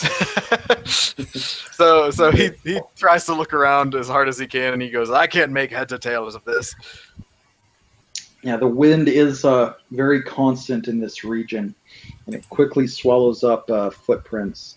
at least to the degree that you're able to discern them. So Alan, you can see he's really shooken up by this. Bernie has he's pretty much just joined you at breakfast. He doesn't seem overly concerned about this. And, over breakfast, Percy, as he's getting the, he's sipping his coffee, he's getting the fire set up, and he looks at you and says, "This is why it is important to have occult protection." And he kind of rubs. You can see under his shirt. You think he's wearing some kind of amulet or necklace. It's under his shirt, so you're not able to see exactly what it could be, but he certainly carries himself with an air that he is protected. And Percy doesn't really respond. He doesn't believe in that mumbo jumbo, so he's just kind of grunts at him and upends one of the whiskey bottles that he looted from the previous day into the coffee that is brewing. All right. So Alan and Scott will return. They've basically run the perimeter. They can't find Ed. He seems to have vanished either into the desert or, as you said, William, into the depths of the temple. They don't know which. But they start taking their breakfast as well. But Alan seems very shaken up. Scott is a very literal-minded man, so he's not as shooken up by this, but he's certainly on guard. Alan says to you, "I don't know if this should increase our argument that we need to go down there, or perhaps this is evidence we need to leave. What do you think?" We will surely find our compatriot as soon as we enter the cavern network. Men don't simply evaporate in the night. And his camel didn't disappear, did it? No, all the camels are still there. And he's not left. His beast is still here. We shall find him. Billy Boy's right now. I'm sure. He was always all about getting to see the whatever rocks you guys were looking at first. Probably he just wanted to get down there ahead of us. The question has still remained in my mind, even before Ed's disappearance. Should we go down there? If not, then why have we come? Why have we journeyed across this accursed inferno of a landscape? We came to assess and then to deal with the situation with our own discretion. But we were not anticipating that the Germans would beat us here. We're ill-equipped to deal with an equally sized party. If they're still down there, we meet them. Then you would return and say you were scared off by an empty tent, abandoning Mr. Stokes. You can see he looks very genuinely conflicted, and he really is looking for advice. Scott nods his head and says, "There's Nazis down there. We get to shoot us some Nazis. I'm pretty happy to go down there." Percy drains his coffee and goes, right, and if there is some kind of field gun thereafter, whether it be made of stone or logs, I don't really care, but it would be one of the biggest things I ever got to steal. And I imagine it would make Her Majesty quite happy, maybe happy enough to leave me be. And Bernie kind of nods his head and wistfully says, "If I am to engage in this democracy, if it is democracy that we speak of, then my vote would be down into the earth, to visit Yoth, as he puts it, a place which casts a long shadow in myth and history. Sure, let's go with Creepy's vacation too. I'd turn to Alan and I'd point out that they've been down there for days. They have not returned. I don't think you'll find anything alive in there, aside from, hopefully, our Mr. Stokes. Or Dr. Stokes, but I'm not sure. Probably Dr. Stokes. He should be a doctor. So with the kind of collective mind made up, Alan, the only one really reticent about it, he nods his head and certainly consents. Then into the temple we'll go. You should eat heartily and prepare many supplies. According to Ernst's diary, it's a long way down.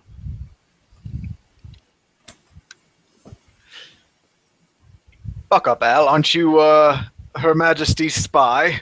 Shouldn't you be a bit more, well, bold, for lack of a better term? It'll all be fine. Spies who walk into basements often don't come back out. This is the biggest basement I've ever heard of. Well, I'll just do my best to make sure nobody nails you down and pops you in the back of the head then. He just kind of shakes his head as if that's exactly what he's afraid of, and he doesn't like you joking about it. He doesn't say anything. So following breakfast, you do prepare your supplies, food, water, bedrolls, everything that you would need for this spelunking expedition, potentially rope. The Nazis have left a lot of supplies behind, although according to their inventory, they had a fairly large supply of dynamite, and you're not able to find that. But most of the other goods that they brought are still here, including all of those personal possessions, which are now the personal possessions of Percy. You mean my personal possessions? Yes. Yes.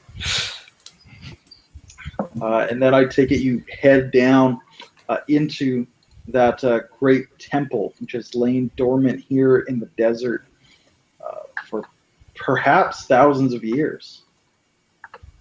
Is that correct? Yep.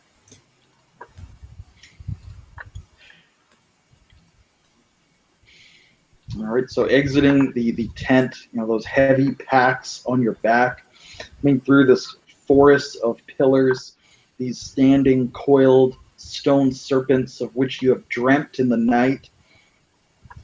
You see the great arch standing there, surmounted by a anthropomorphized snake, this serpent man representing Yig, or at least theoretically, that's the conjecture that has been put to you in these diaries, or rather in the diary of Erwin Bischoff.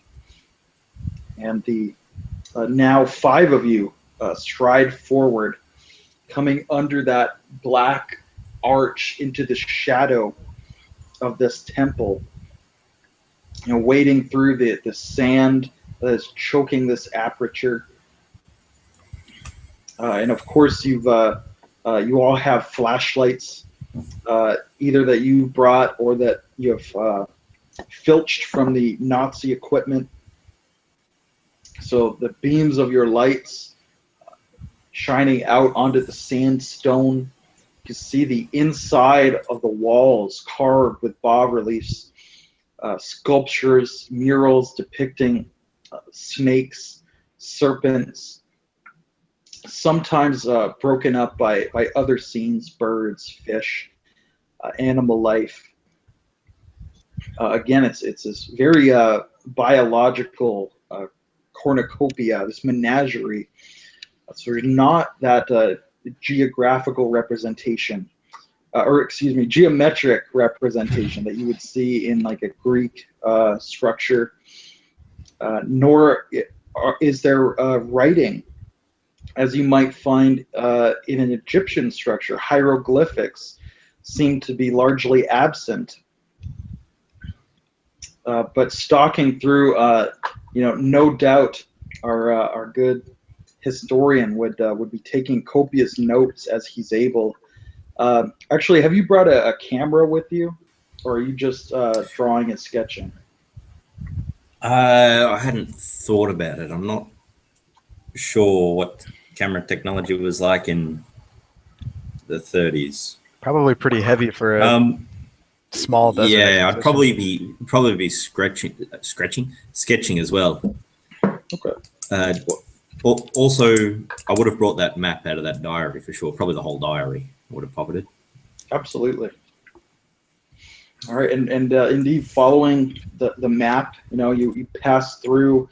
It's very largely intact, and once you get a few dozen meters inside, there's less of the evidence of sand choking the hallways, piled up on the doors, being blown in against the walls.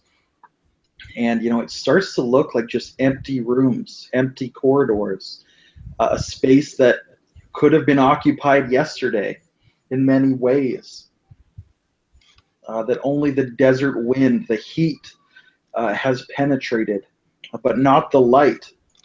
You can see sconces in places where torches may have been held. And heading forward, you begin to descend.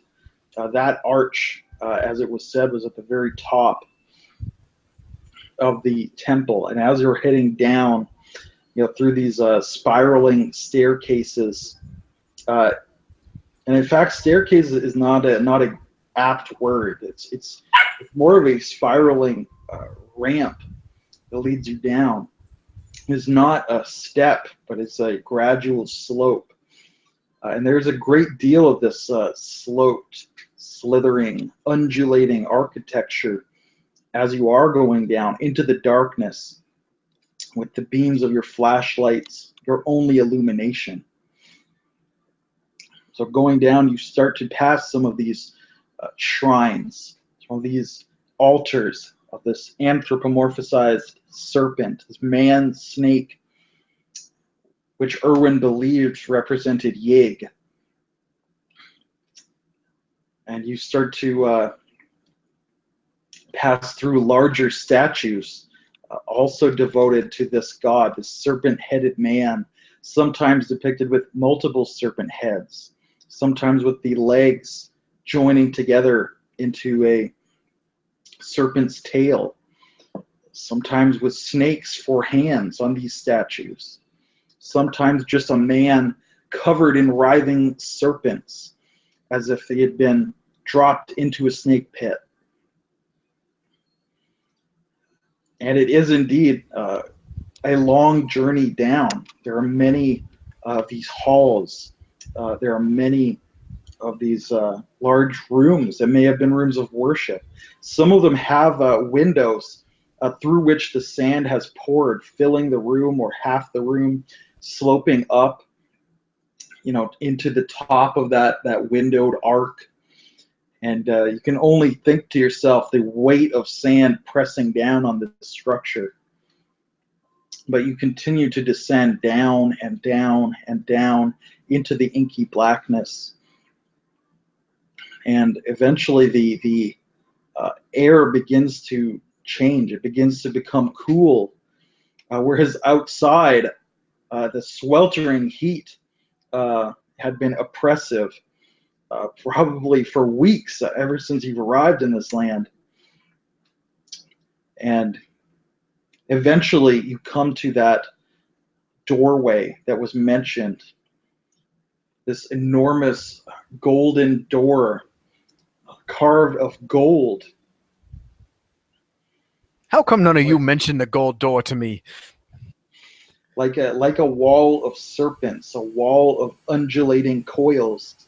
It stands and appears to be on a pivot in its center, such that it opens sideways, and it is gaping open as you're approaching.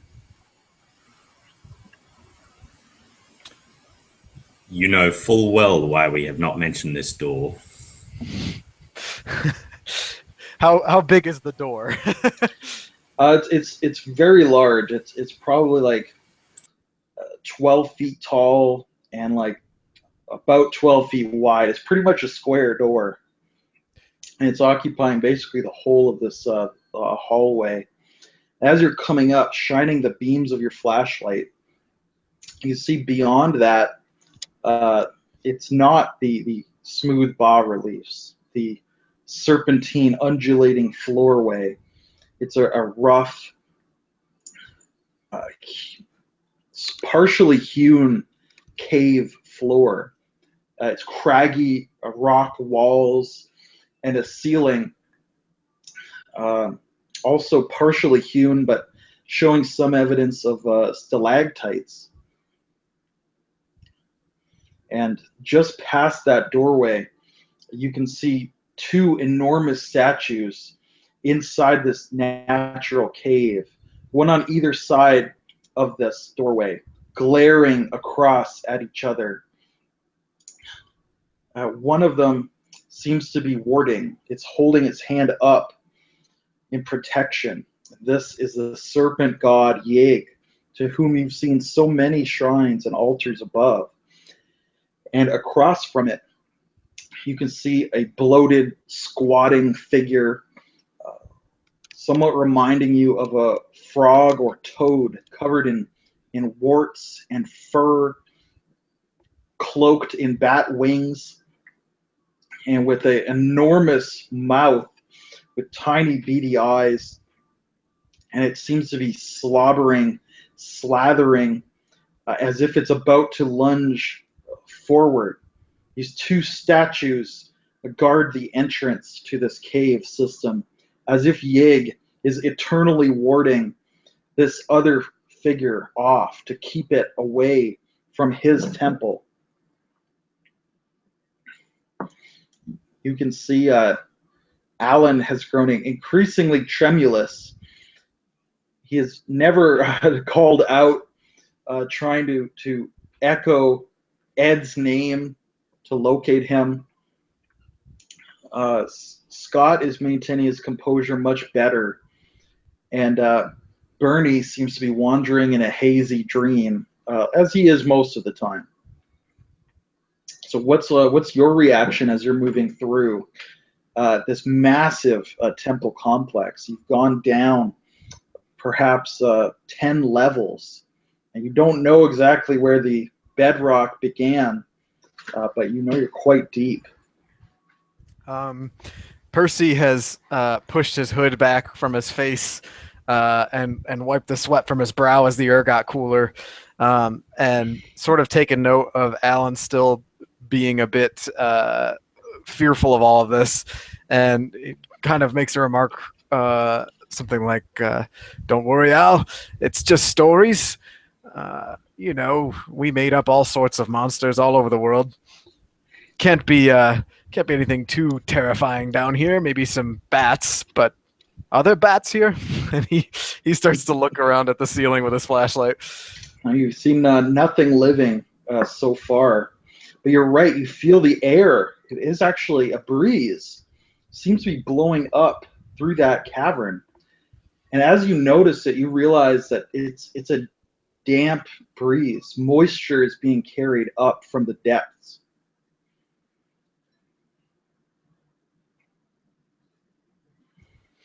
What do you think, Billy Boy? Anything interesting here? There is much of interest. It did mention in the diaries that they did find a big open cavern underneath. Was that correct? Yeah, and he made a note, both Ernest and Erwin, that they found this door. They described it, so you know it's the same door, and that there's a cave beyond. And he did describe verbally that the cave seems to go quite deep, but there are markers they were following. And once they realized how deep it goes, they prepared a spelunking expedition to follow the markers down into the lightless depths of what he believes is Yoth. I'm a little surprised we haven't found Ed. But I see no reason why we shouldn't just continue to follow these markers. There are other tunnels though, right? Yeah, at this point it becomes like a natural cave, or perhaps an unnatural cave. There are some markers. There are places where the floor has been smoothed out, places where stalagmites have been cleared away. It actually looks very much traveled. So it's this broad, wide pathway leading through into this cave. Well, my guess is Ed probably just got lost. We could split up, and some of us could follow the markers, and some of us could try to go find Ed, but we might get lost too. Frankly, it's his damn fault for wandering down here by himself.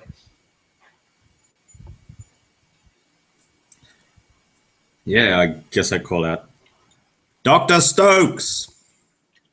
The echo reverberates down into the cave. There's no reply but your own voice back in that echo.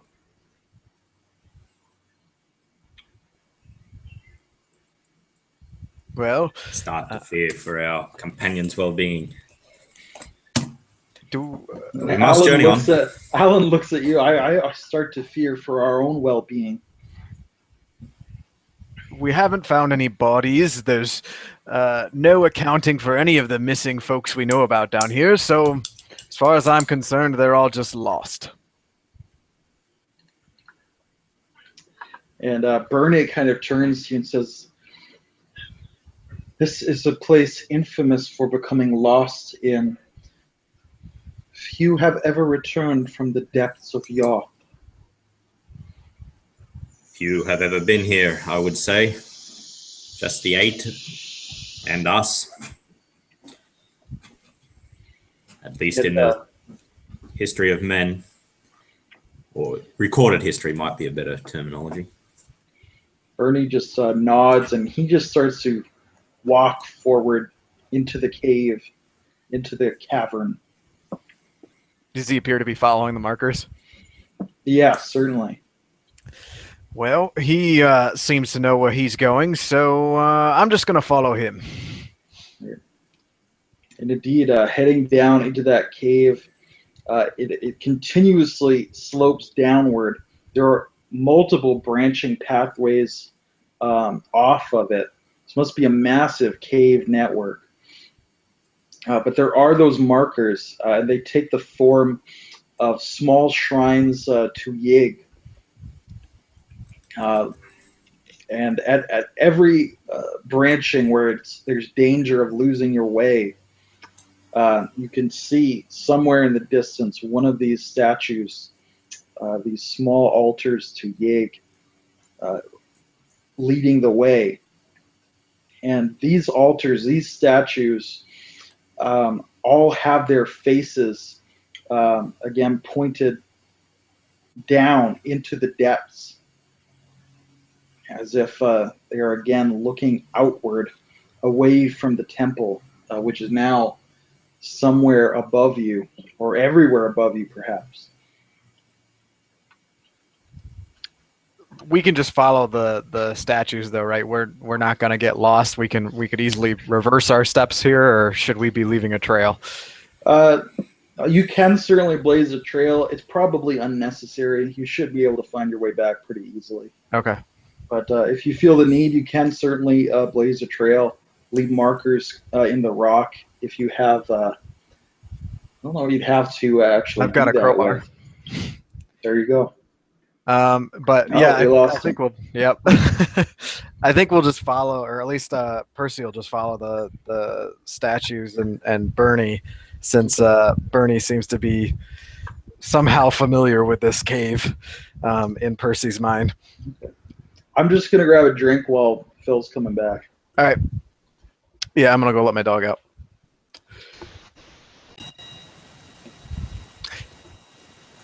David's just grabbing a drink, and I'm going to run my dog out real quick. All right.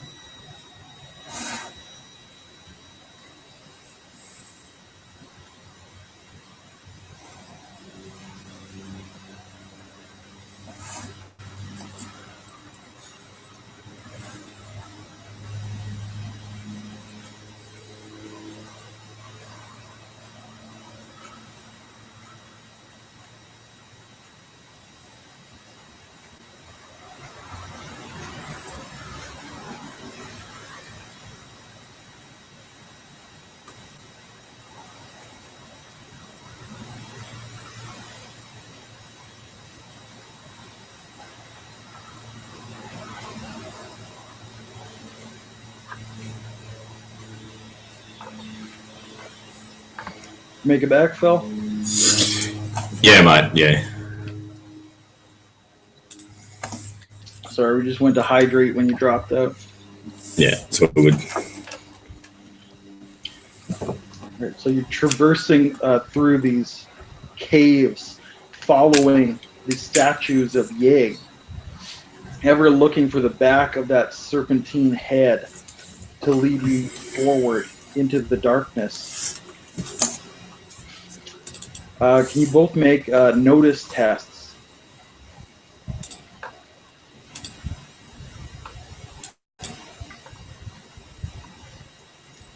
Oh. All right, and there are exploding dice in this system.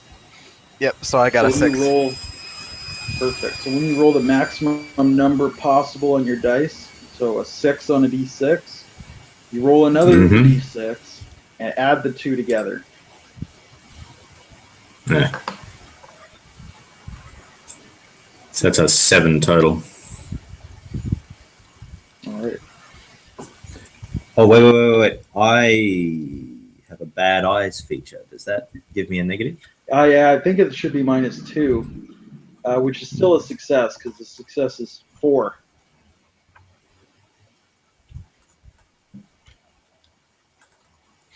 Bad eyes. -2 to attack and notice something on 5-foot distance. Beautiful.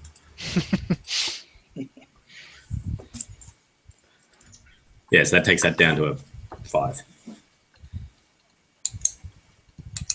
Let's see.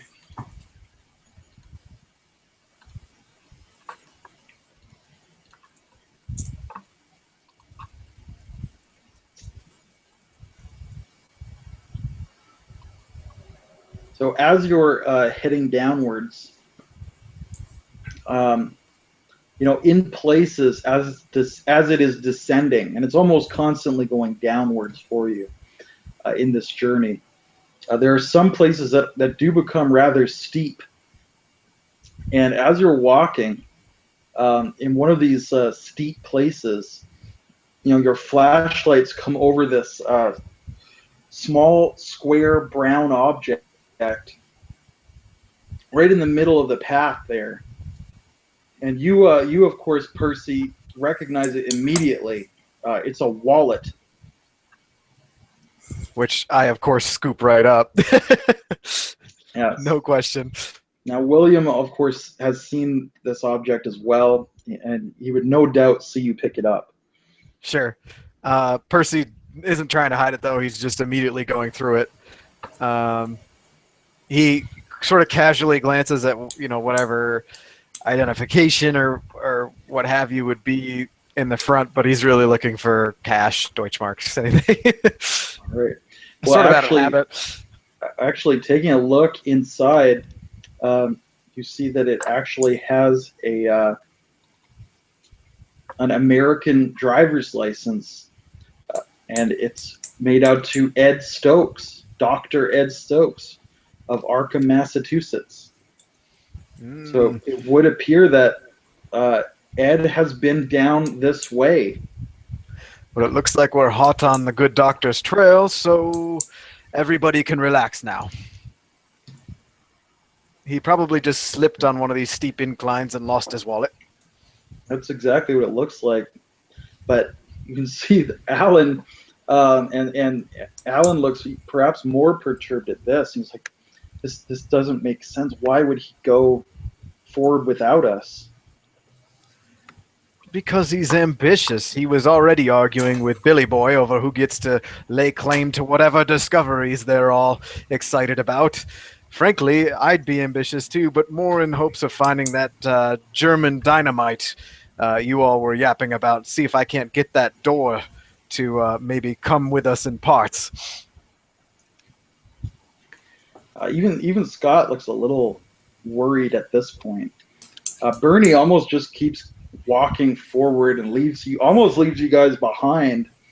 He's just in this trance-like state as he's walking past the serpent idols. He almost caresses each one as he moves by. For anyone else, be very out of character. For him, he's always been an odd duck. What's William's reaction to finding Ed's wallet here? Just reaffirms that he's come down exploring the caverns. And an educated mind is a curious mind. We shall find him. We continue this path. All right. Surely, this trace of him must let your mind at ease, Mr. Simmons. If anything's amiss here, it might be our friend Bernie Boy's fascination with these snakes of his. Anybody noticed he's been a bit off since we've gotten down here? Since we've arrived. Well, Since we met him, more pretty much. off than Since we usual. left, yeah.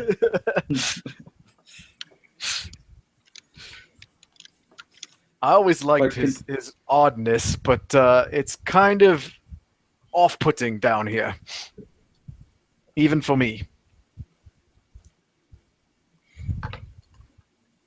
But continuing down through this cave system, it's been hours since you left the light of the sun behind. The air is now cool and damp. There's precipitation dripping down off the stalactites above you. And yet there's still this breeze that's blowing through. And the air is, if anything, growing fresher the deeper you go. In the depths of the temple, it was stale, stagnant, dusty. And here, it's left behind a lot of that. And it's almost becoming earthy as you move down, like the smell after a rain. But as you're marching down, you come upon a larger cavern, and seated next to your pathway is an enormous statue of Yig, also as large as the one guarding the doorway originally. And this one again has that warding gesture towards the end of this cavern. And perhaps you hadn't realized it at first as you're coming through. It's such a slight change. But now that you are in this larger cavern and you look down towards the end, you're starting to be able to make out features of the cave that your flashlight is not playing over. As if there's some luminescence at the far end. As if there's some light shining there. Everyone, turn off your flashlights. I do so. All right, and yes, you now find yourself in not complete blackness, just a shade above, just enough to make out the figures around you. Now, of course, that statue of Yig is just looming in the darkness. You know, it's about 12 feet tall. So it casts a very grisly outline with the snarling fangs and the scaled countenance, the clawed hands. Can we make out where this luminescence is coming from? Certainly from the far end of this larger cave. Percy wants to be pretty careful and stealthy in how he approaches the light source. All right. So he kind of waves everybody behind him and encourages them to sort of follow his lead as he carefully picks his way through the cavern, not quite on tiptoe, but slowly so as not to trip himself up. He's very decisive about where he places his foot, like checking each step to make sure he's not going to knock something over or run into anything.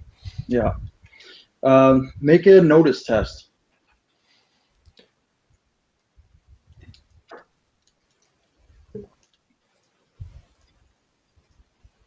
That is a success. 4. All right. So as you're coming through, you know, you can see that the light is coming from this slit at the end of the cave. It's actually kind of off to one side. but it's actually not a white or a yellow light. It's actually a slightly blue light.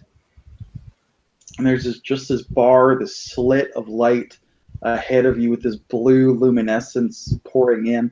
The cave is very, very long, and that's why it's so dim and dark at the other end. And the slit is very narrow, but it seems like there's a bright light on the other side of it.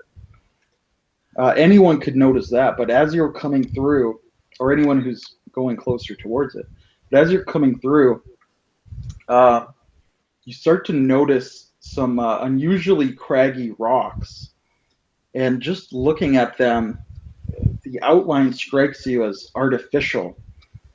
And it seems like there's cracks in the wall connecting them. And then you realize that these are not rock formations, that these are actually bundles of dynamite. And they are not connected by cracks, they're connected by wires. And you can see that the cave around you has been ringed with layers of dynamite. So it's all essentially set to explode this large cavern. Do I see where the main wire leads to, or if there is a main wire? Yes, if you want to take just a minute to follow the connections. The line, actually you appear to have passed it, so you kind of have to turn around. But coming back through, you do see just sitting there innocuously, innocently, something you hadn't noticed before. You thought it was a rock. It's off to the side against some large rocks, but there's the small box with the lever. It doesn't actually, I don't know if you have any knowledge of demolitions. You probably don't. Nope. But you see, the box with the lever. It appears to be the detonator here, and it is quite some distance down the line before those rings of explosives begin. So what Percy would do is he kind of grabs some of his clothing and tucks his flashlight under it and turns the light back on, so it's just enough dim light to see a little better. And he kind of motions for Scott to come over and says, "Have you ever seen anything like this? Do you think we could safely remove it?" So Scott, running forward, he's brought his rifle with him. He pretty much brings it everywhere with him. So he hustles forward, his big pack on his back, and he kneels down and he looks at it. It's like he looks up at you with confusion. It looks like it's all prepped and ready to go, but it's not armed. All you need to do is arm it, which is this switch here, and then pick up the plunger. When you drop it down, boom. So I motion for him to follow me quietly, and we work our way back to the rings of dynamite proper, and I'm trying to figure out how it's actually adhered to the wall. It looks like they drove in some iron stakes and just hung it up on that and wired it together. Nothing very complicated. Okay, so Percy goes, "Well, this is just perfect. So on our way back, you, Scott, are going to help me carry a couple of these back up to the door, and we're going to see if we can't blast some of it out and take some gold home with us." Scott just looks at you like he's got bigger fish to fry than that. Like, this is not our mission. Great, so we're agreed. Onward. Okay. So coming through, as you're coming closer to that blue litten slit, you start to be able to see more details, and you're squinting. You've been with these shitty dim 1936 flashlights, and now it's gradually getting lighter. But as you're getting closer, it's like you're blinking, you're trying to focus your eyes, and it looks like it's an identical door. It's golden door. And it's just open a crack. It's just been twisted just enough for light to come in through one side. So I'm going to very, very cautiously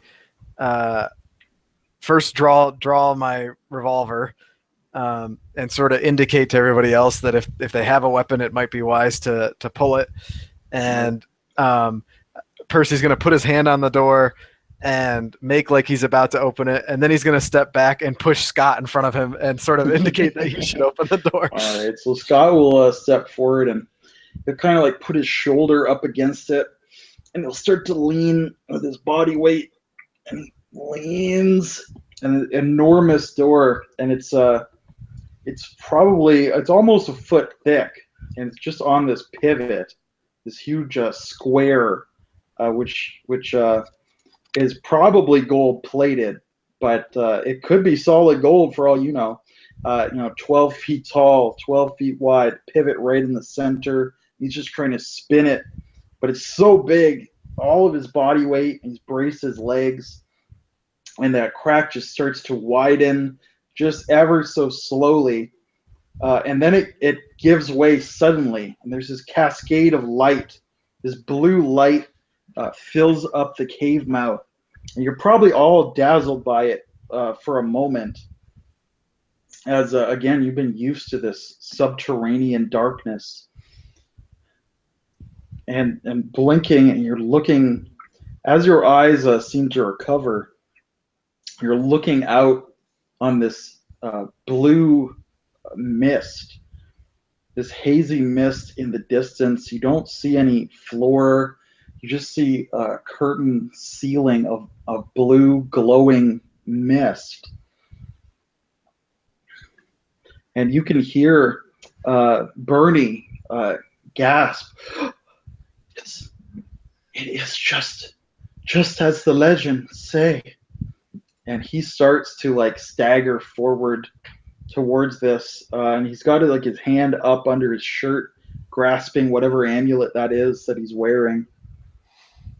What's your reaction? You guys rush forward at this point?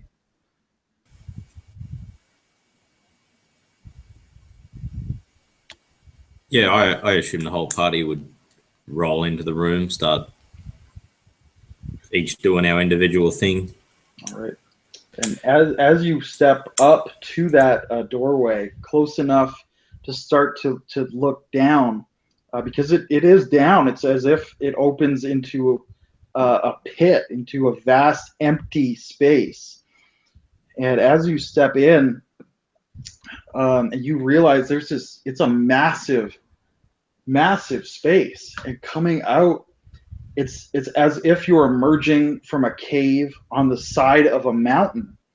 The ground slopes downward into a valley floor below you, and the floor of this valley is covered with grass, with vegetation. Looking off to the side, you can see the wall stretching away infinitely on either side, as if it's the side of some infinite mountain that you walked out of. Looking back up above you, you see the top of this slope receding into this blue glowing mist that makes up the sky of this entire valley.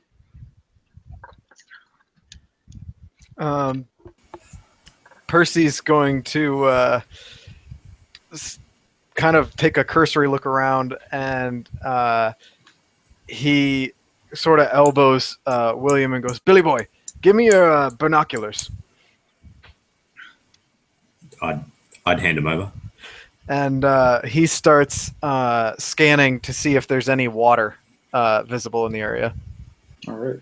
And you can see that Scott and Alan are just completely gobsmacked.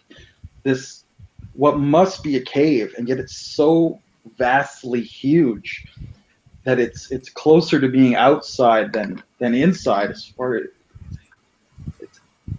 with the blue glowing sky illuminating everything with this alien radiance.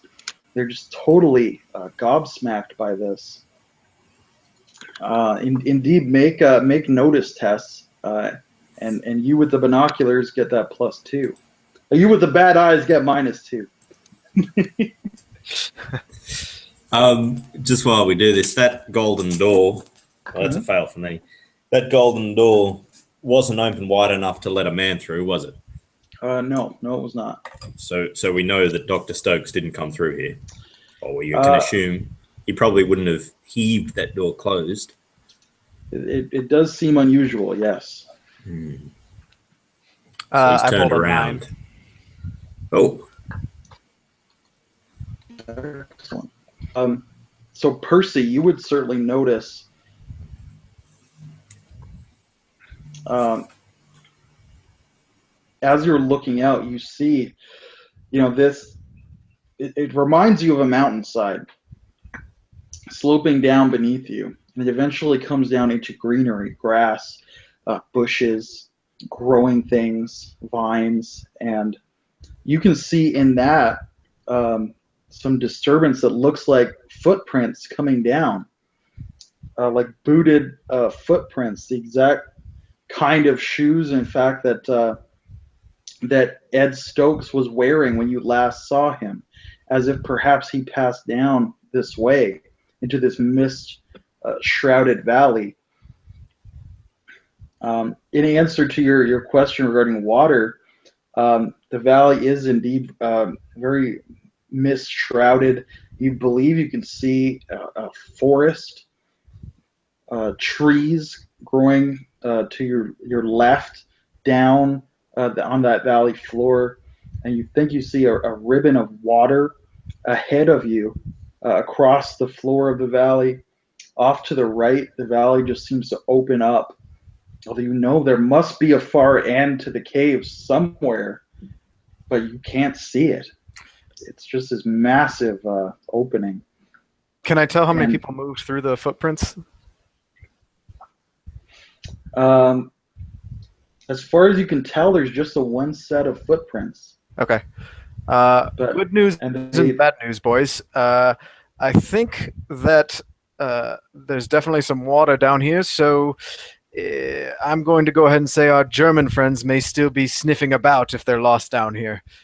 The good news is I think the good doctor has been through here. There's a trail down the mountainside here. All right, they're just like Alan and Scott are just like in shock still. They just can't believe what they're seeing. They look at you like the Germans. Yeah, the Germans. This is amazing. Yes. Let's get to finding the field gun or whatever it is and haul it out of here before they find it. They've had many days. Sorry, the Germans have had many days ahead of us to search. If there is a weapon down here, it is not immediately here. I doubt we'll find anything of that nature. When I scanned around, was there anything else interesting, structures of some kind or anything? Not that you can see. No, at this moment. So do you guys head off? I assume you go down the slope, but do you head into the open end of the valley, or what appears to be the forested end, or do you first go hit up that river on the far side?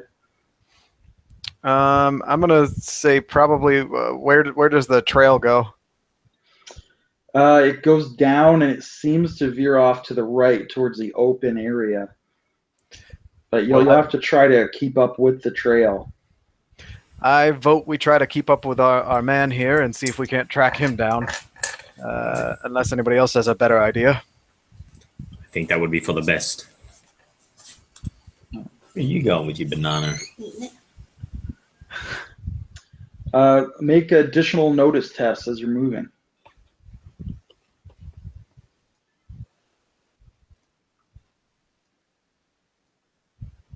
Oh boy, no, so good. Well, I have the binoculars still. I guess I didn't hand them back to Billy Boy. Yeah. So if you're using them to scan. Yeah, I imagine. Well, actually, being that we're trying to follow a trail, I probably wouldn't be using them. So I'm gonna burn a one more Benny Okay. and give that another go.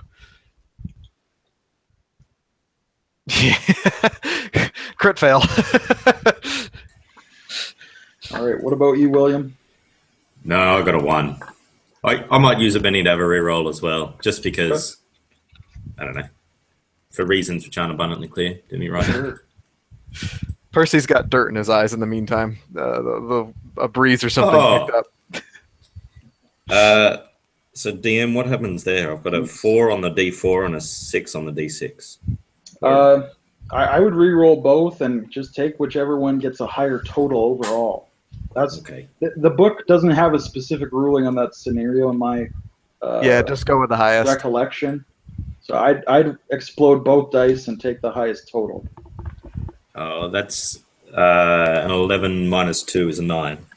All right. So that's a raise, but not quite a double raise. So as you guys are descending, you're heading towards this open valley, and it's just opening up. And you can see the other side across from the river, this curving valley floor that seems to go up like another mountain face on the other side before disappearing into the blue light. And presumably there's a ceiling somewhere, but you can't see it through the mist. But the valley just stretches off, and as you're heading down, you're getting this moisture in the mist, and the humidity is now rising. It's actually getting very warm again. But as you guys are descending, and there are rocks, crags, boulders, hanging vines, bushes. There's a tremendous amount of cover, but there is kind of a path going down. You could barely call it a path. It's like maybe some goats have been moving through here. And indeed, you see small lizards, spiders, small animals moving about. But William, you actually notice as you're moving, you think at first, you look and you're looking at this crazy spectacle, and one of the rocks seems to bob down behind another rock, and you think that rock looked like a head. You think there's a person. It's not a rock, it's a person. There's someone that is glaring at you from behind this crag for a second. You thought you saw his face, but it was a craggy, rocky face. He must have been wearing a mask or something. So I don't think it's Dr. Stokes. It must be someone wearing a mask. It didn't look like a human face, but it was a face. It was either someone like covered in paint or mud or a mask or something. You only saw it for a moment, and it ducked back behind a rock. Do you think someone is watching you from one of the crags above? I'd probably tag Alan, who's become our pseudo leader, or just straight up leader, and I would tell him I saw someone up behind those rocks. He had a mask, or he was covered in mud, maybe. I don't think it was our compatriot, but I doubt it was one of the Germans either. I don't know why they'd be down here in masks. All right, so Alan would kind of like reel. He'll reach in. He'll pull out his pistol, and Scott obviously will overhear this as well. He'll turn. He has his rifle. He starts to move it to train on that crag. What's Percy's reaction? Percy is going to kind of look in the right direction and then say, well, it's reasonable to assume that they saw us before we saw them. So he kind of ducks behind anything that looks like it might provide some cover. All right. So as there's this flurry of motion among your party, you see the figure stand up again. It comes up, rears back, and hurls a spear from on high. The spear comes rushing down and impales Alan. Comes straight into his gut, and he lets out a cry, "Oh!" and falls to the ground, holding his gut, crumpling in the fetal position, and he just starts to roll down the hill. The figure immediately turns, begins loping off into the mist up the hill. Scott fires his rifle off as this happens. You can see Bernie is just standing there, muttering under his breath, grasping his amulet through his shirt, as if that will be his protection. But as the figure has stood, and you saw it exposed in the blue light, it doesn't. It looks like it must be a man, but in some strange costume with an articulated mask. As it turns, it goes loping off. And it doesn't appear completely humanoid. But it must be a man in some fanciful costume. It's decorated like green scales, like flashing yellow eyes, a mouth full of fangs, no neck in this incredibly stooped posture, and the costume almost seems to include a long swishing tail behind it. Scott fires his rifle. You see the rock near it explode as it goes loping into the mist. And very quickly it disappears from view of you unless you go chasing after. But what do you do? Percy would say probably direct one of our intellectuals to look after Alan. So he's rolling down the side of the fucking valley. Yeah. Like, it's a pretty steep slope, and you guys have been like doing switchback style.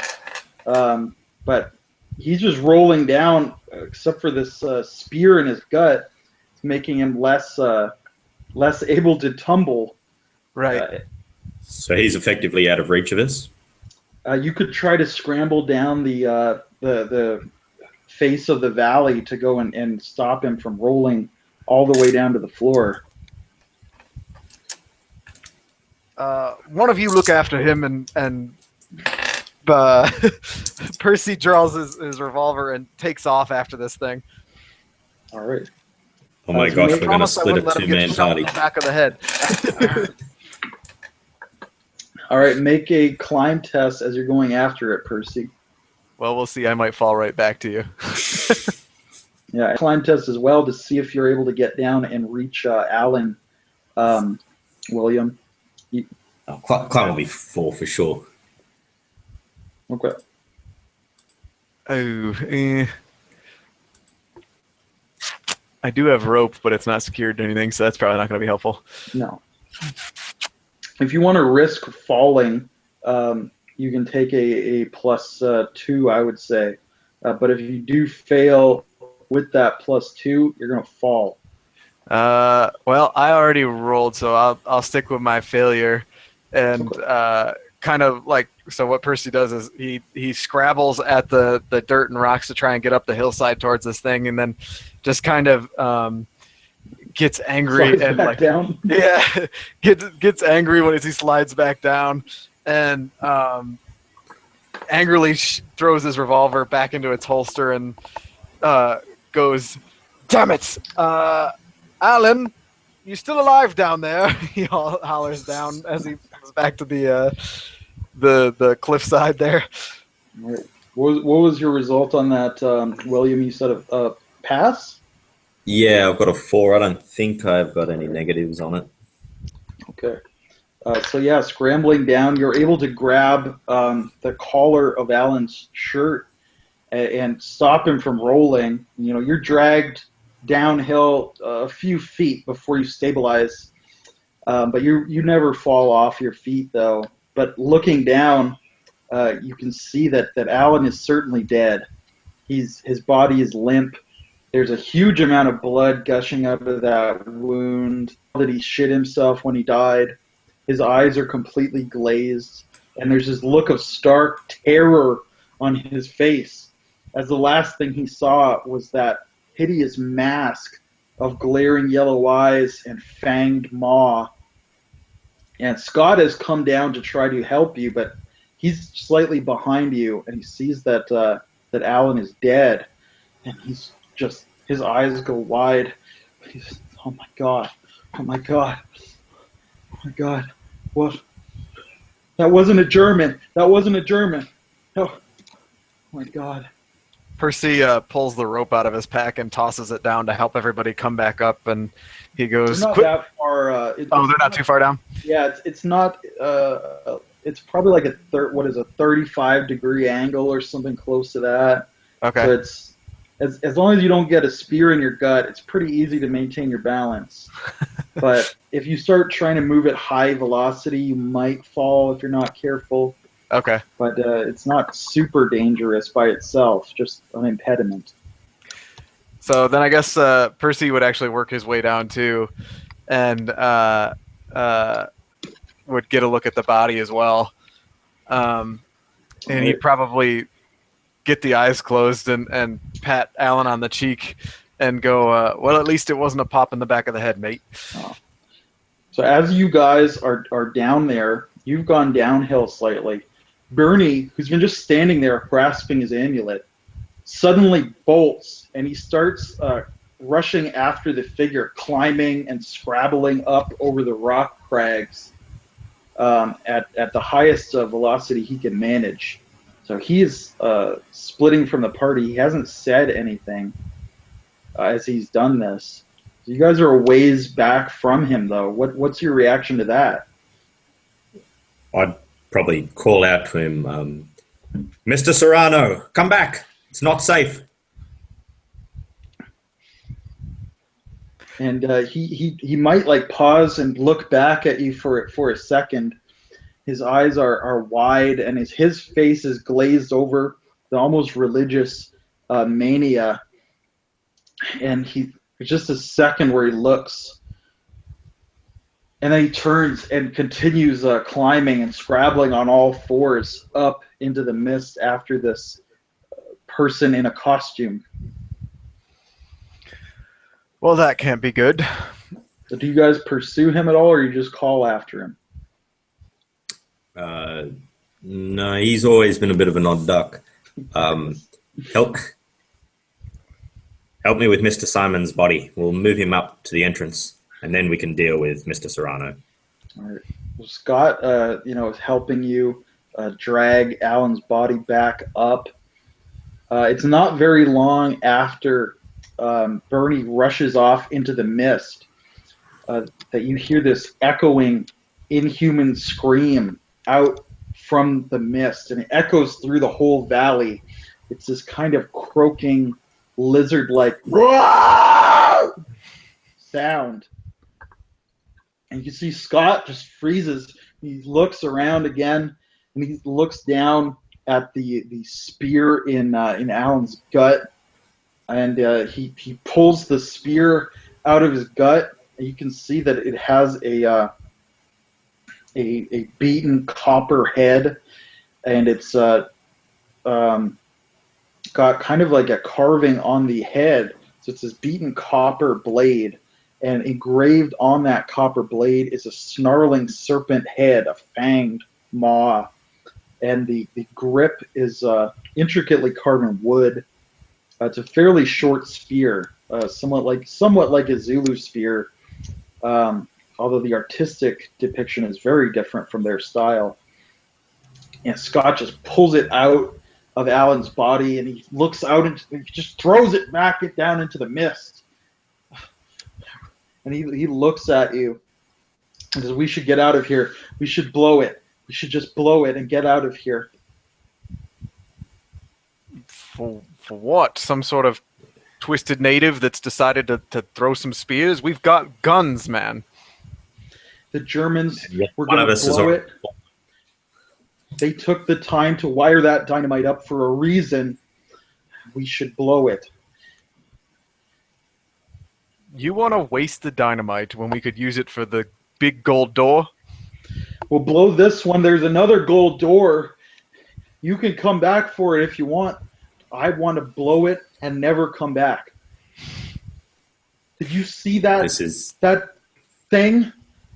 That Man? Was it a man? Was it a man? Sure, I'm Of course sure it was a man.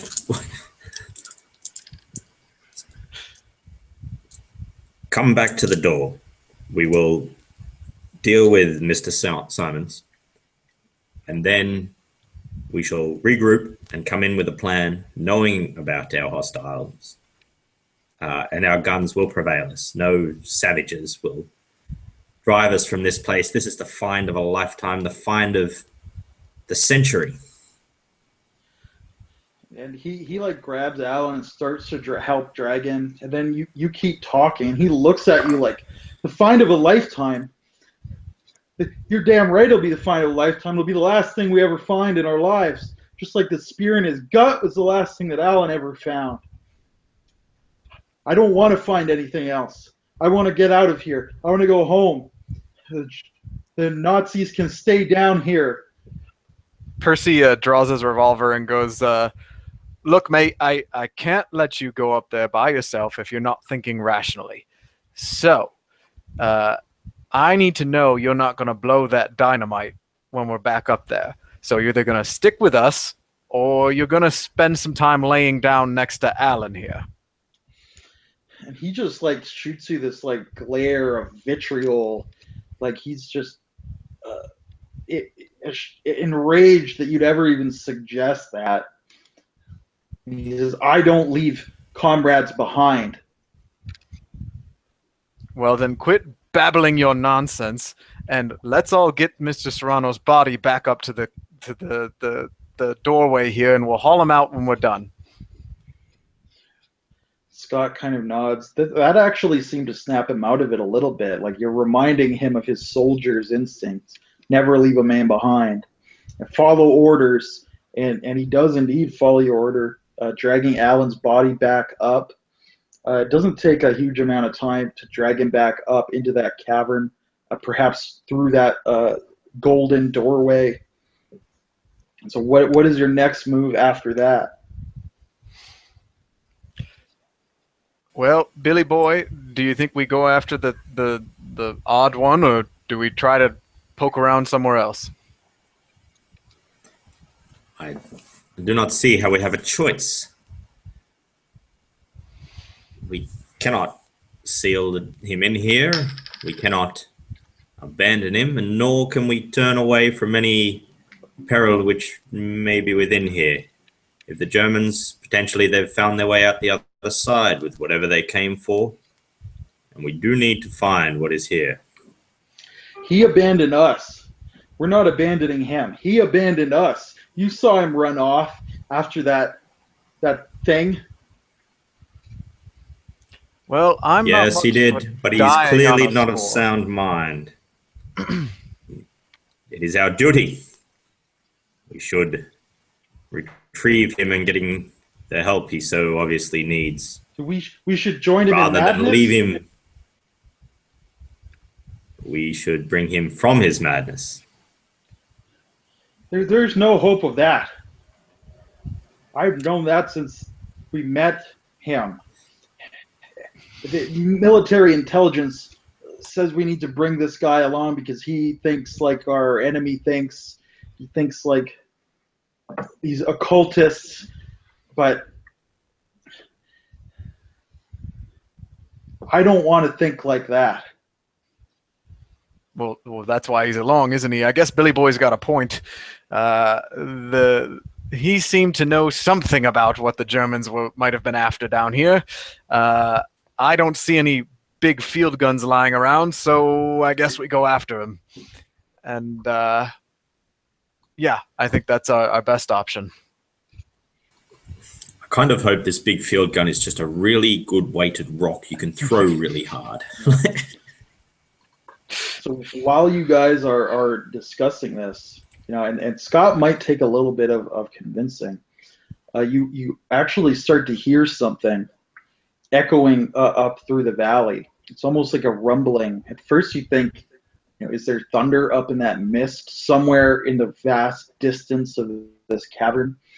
And then you start to hear the squawking, roaring, yowling sound, much like what you had heard previously after Bernie rushed off, and it seems to be growing louder and louder and louder, coming from that open end of the valley. That's And where we were perhaps heading you before, hadn't right? even noticed. Yes, and that's where Bernie ran off to, and that's where the native ran off in that direction as well. So is the roar just a constant rolling roar, or? It sounds almost like a large. At first, you almost want to think that it's like a large group of people yelling and talking and conversing. But as you single out the voices, it doesn't sound like people talking. It sounds like animals yowling, hissing, mewling, roaring, like some kind of enormous herd of very loud animals rumbling closer and closer to you. You hear clicking, stomping, scraping noises echoing through the mist. You're just looking down on this mist-shrouded valley, hearing something vast approaching you, but not being able to see it yet. We're near the entryway with the ring of dynamite, right? Yeah, you're in the doorway, between the doorway and the dynamite. Can I use a knife and maybe cut some of the detonation wire and grab one of the bundles of dynamite? Absolutely. Okay, I do that. You can see Scott sees you doing that. He like shakes his head like, yeah, and he goes and he does the exact same thing. And he might even like start cutting like a few of them off and making a Careful, pile lad, of don't them. use them all. We need them for the door. Don't forget, we're getting that door out of here, or at least a part of it. Yeah, and he looks at you and at both of you and says, "So what's the plan? Are we gonna wait? Do you hear that? It's coming right towards us. It's coming right towards us. That's like got some decent cover.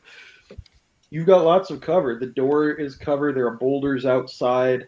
The cave mouth inside has crags and cover.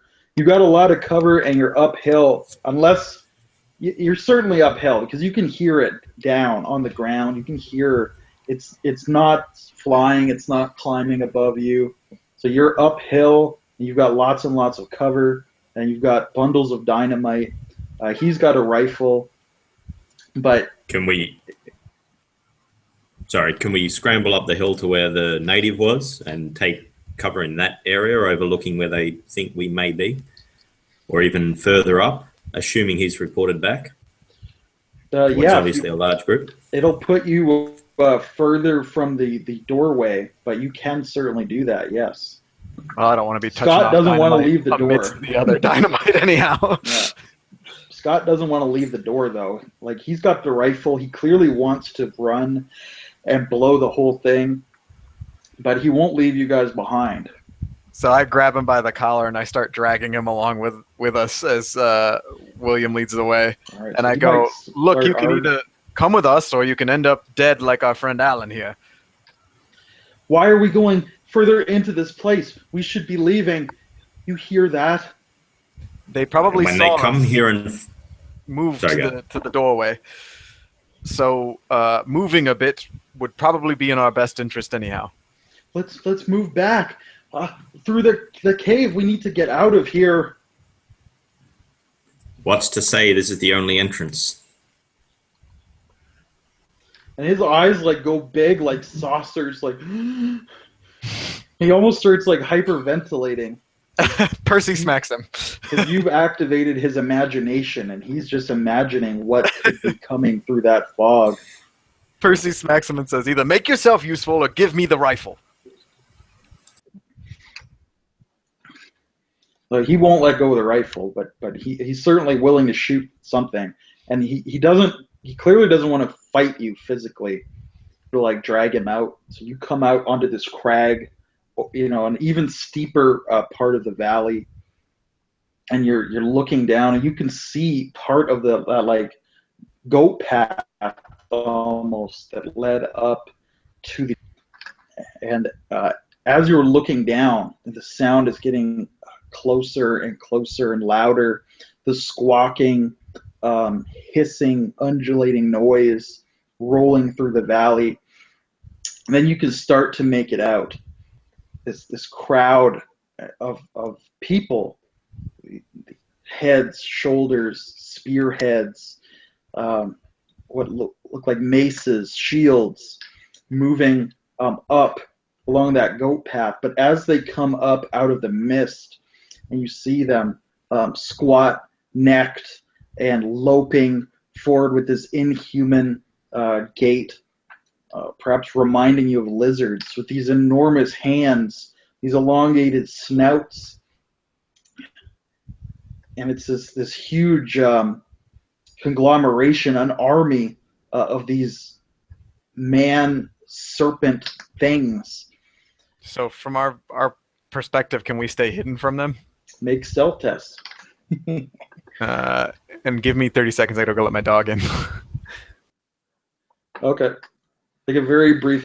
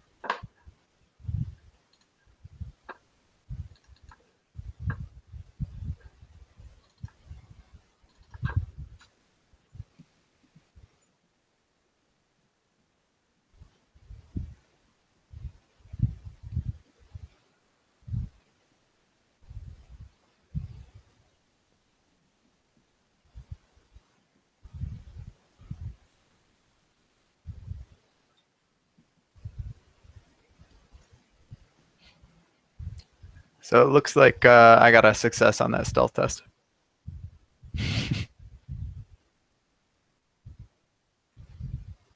I think you're muted.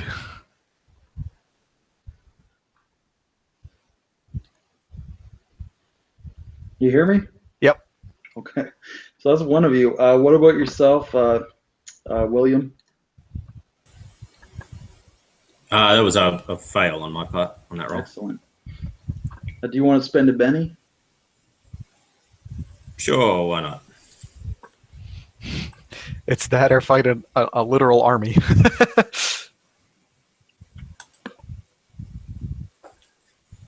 Nah, still fail. All right. So yes, you're confronted by this this undeniable mass of inhumanity. The more you gaze into their ranks, the more of these figures you see that cannot be reconciled with a human form, with human biology. And some of them indeed have snapping serpent heads for hands.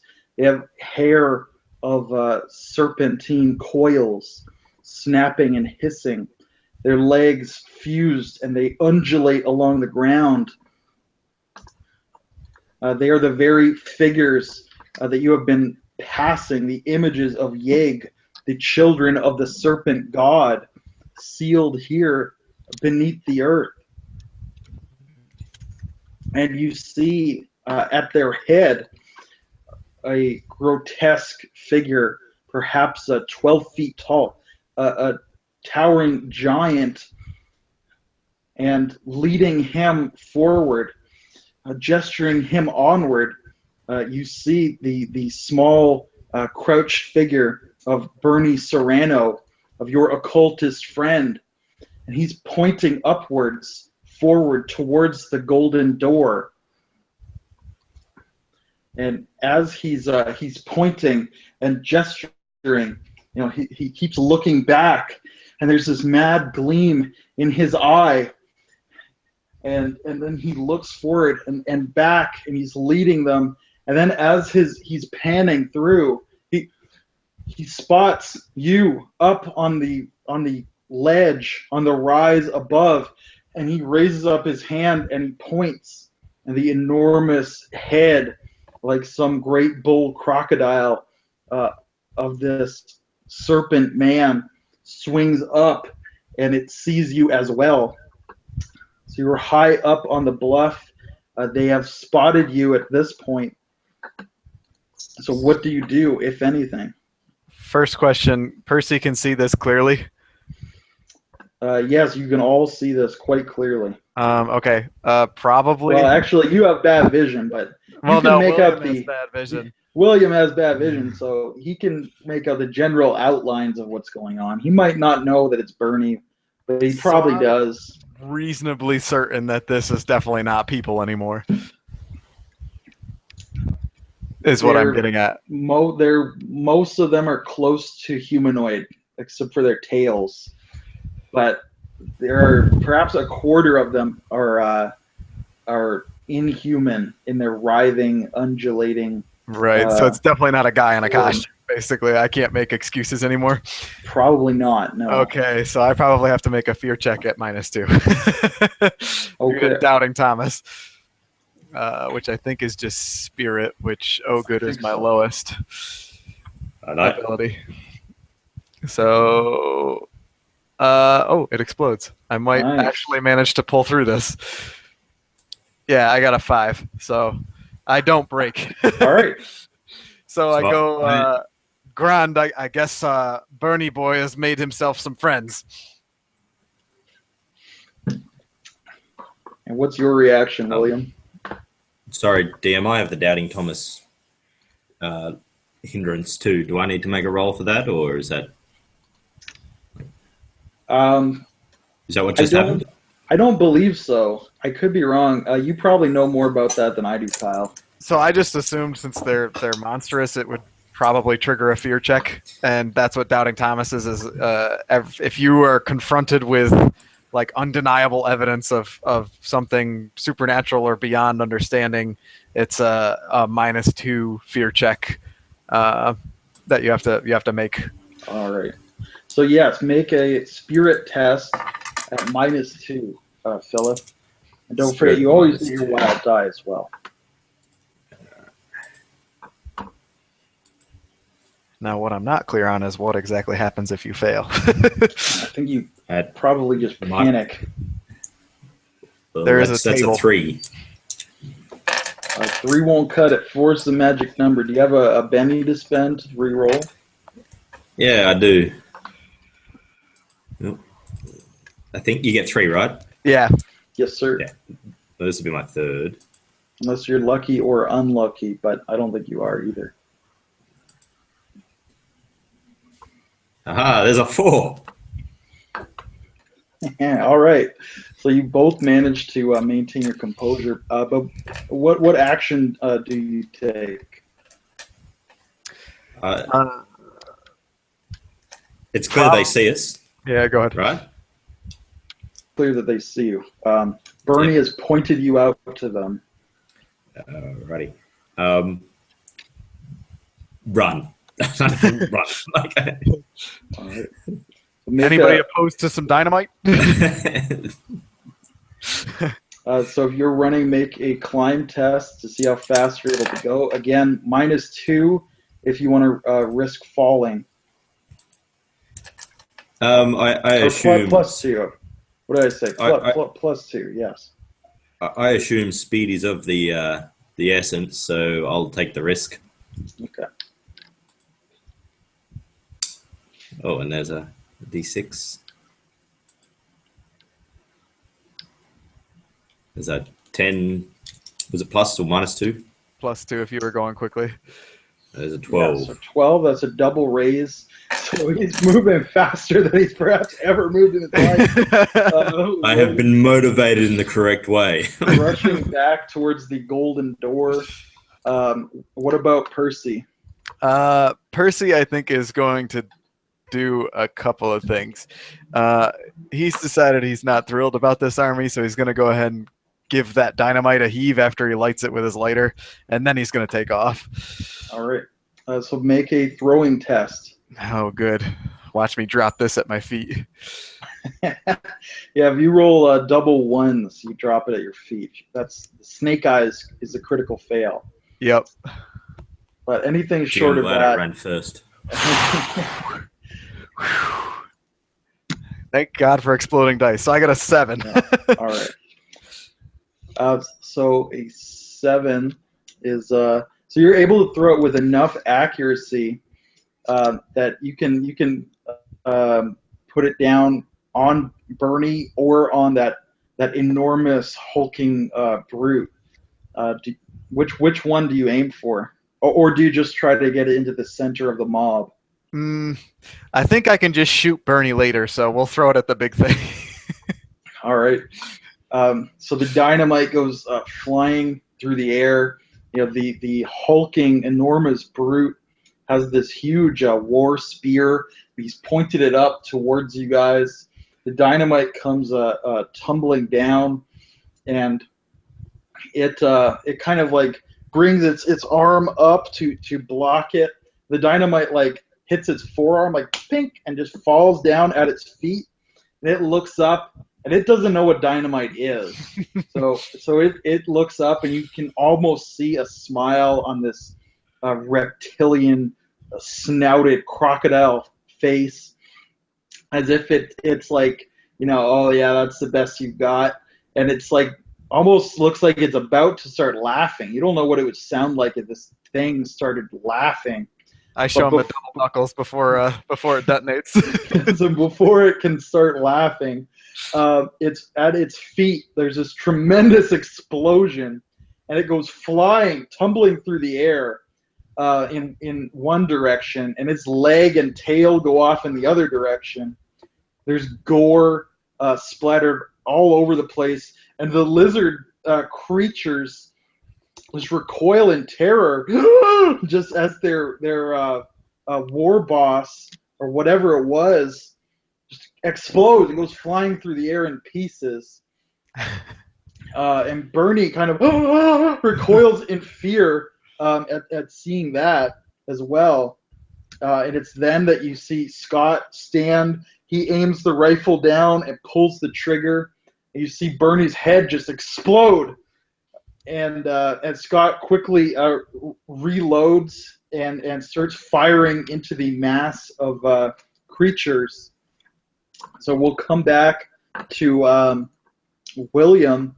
So William, you're scrambling across the cave. Just a quick thing. I was gonna run after I threw the dynamite at the thing too, following William. So okay. So I toss the dynamite and bask in the glory of the explosion, and then I take off too. But I probably can't make it as far, being that I've already done something. You know, your first turn, I won't get a test for it. You do move some distance. Okay. But not enough to make an extra test for it. Okay. So I will get a second test from you, William, as I'd assume that you're still moving towards that golden door.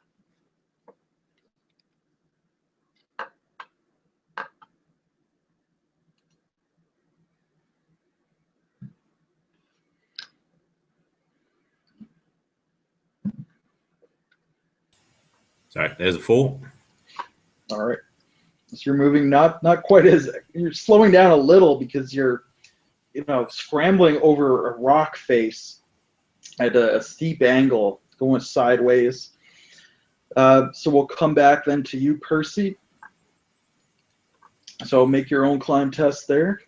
Again, +2 if you want to risk falling. Let's see. I have a D4 in climbing. Yeah, I'll take the +2. All right. So there's a 7. All right. So that's a flat success. So you're moving. You're not, you're not falling further behind from William, but neither are you catching up to him. And you can just hear the crack of the rifle, blam, blam, blam, as Scott is continuing to fire into this mob. You see him. You might not even see him. You're not looking back. But he is still behind you, firing into that crowd. So I'll get another climb test from you to see how quickly you're moving.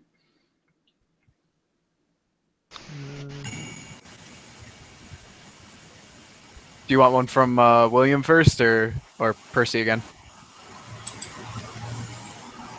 So yeah, William, Scott is not moved. He's firing into the crowd below. Actually, they'll be snarling at this point. They start to realize the direction of the violence directed at them. And you see, as a mob, they start moving forward, undulating, clawing, crawling up the hill, weapons grasped in hand. Some of them might start to throw javelins. Some of them might even have bows, and they're firing arrows. Their range is such that you're not in any actual danger of being hit yet. But I'll get climb tests from both of you again to see how quickly you're able to reach that golden door to the outside.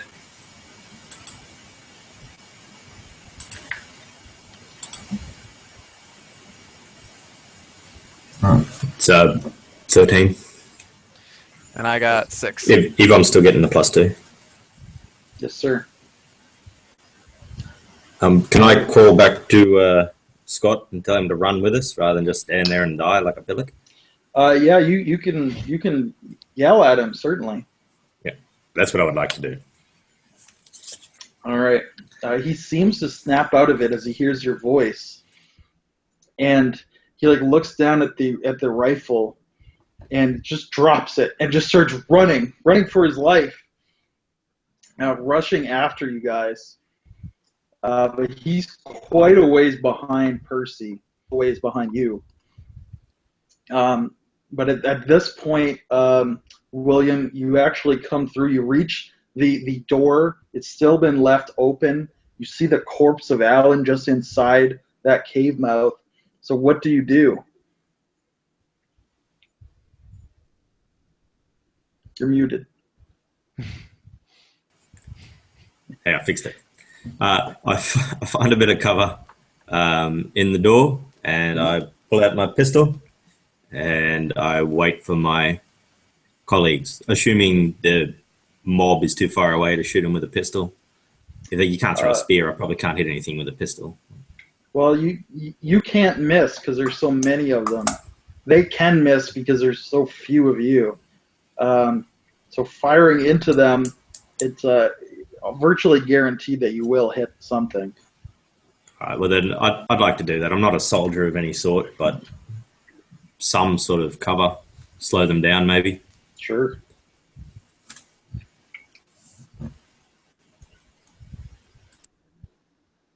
So, and I pulled a 6 on my climb check. And I imagine that Percy's probably at this point has just decided, yeah, I guess we should get out of here, and he's just firing blindly behind him with his revolver. All right, so you haven't quite reached William yet this turn. So William, you're firing. He's almost to you, but Scott is quite a bit behind you. The horde is now climbing up towards you guys. We're going to say that you're now within range of them, Percy. You're not down under cover, so we'll see if they can land a hit, and they do. I believe a thrown weapon that size will say 2d6. It's your toughness, 9. My toughness is 5. All right. So that's a hit with a raise, I believe, which is Yes. a wound against you. Do you have any bennies left to soak that? I have 2. Let's soak. Okay. And I got to remember, it's a vigor roll. Yes, I believe it's a vigor test, and on a flat success, you still take the wound at this level, but you can move normally. Yeah, I think I just get shaken, right? Is how it works. I don't remember. I think flat will negate the shaken, but it takes a raise to negate the wound and the shaken. Okay. I think. I don't remember off the top of my head. That's certainly a pulpier way to do it. If I'm wrong, this is the pulpiest way to do it. So that's what I would recommend. All right, I got a success. Just flat? Yeah, it's a flat success. I'm trying to decide if I want to burn the other Benny or just take the wound and keep going. Okay. I think I'll just take the wound and keep going. Wound is -1 on all future tests until you're healed. Yep. Okay. All right. So as you're rushing, scrambling, firing blindly, an arrow soars up, and there's arrows hitting the rocks all around you. But this one actually finds purchase like in your lower back. Oh! And there's this blinding pain against your spine, and it's just sticking out of your back as you're continuing to move and climb. And we'll come back to William. So he's been shot. He's still moving though. What do? Do you keep firing into the horde, Will? Yeah, V can still, he hasn't been dropped there. He's still scrambling towards the door. Yes. As best he can. Yes. Then I'll just stand there and try and buy him as much time as I can. All right. So you'll certainly reach the door at this point, but they are going to get that extra round to fire on you.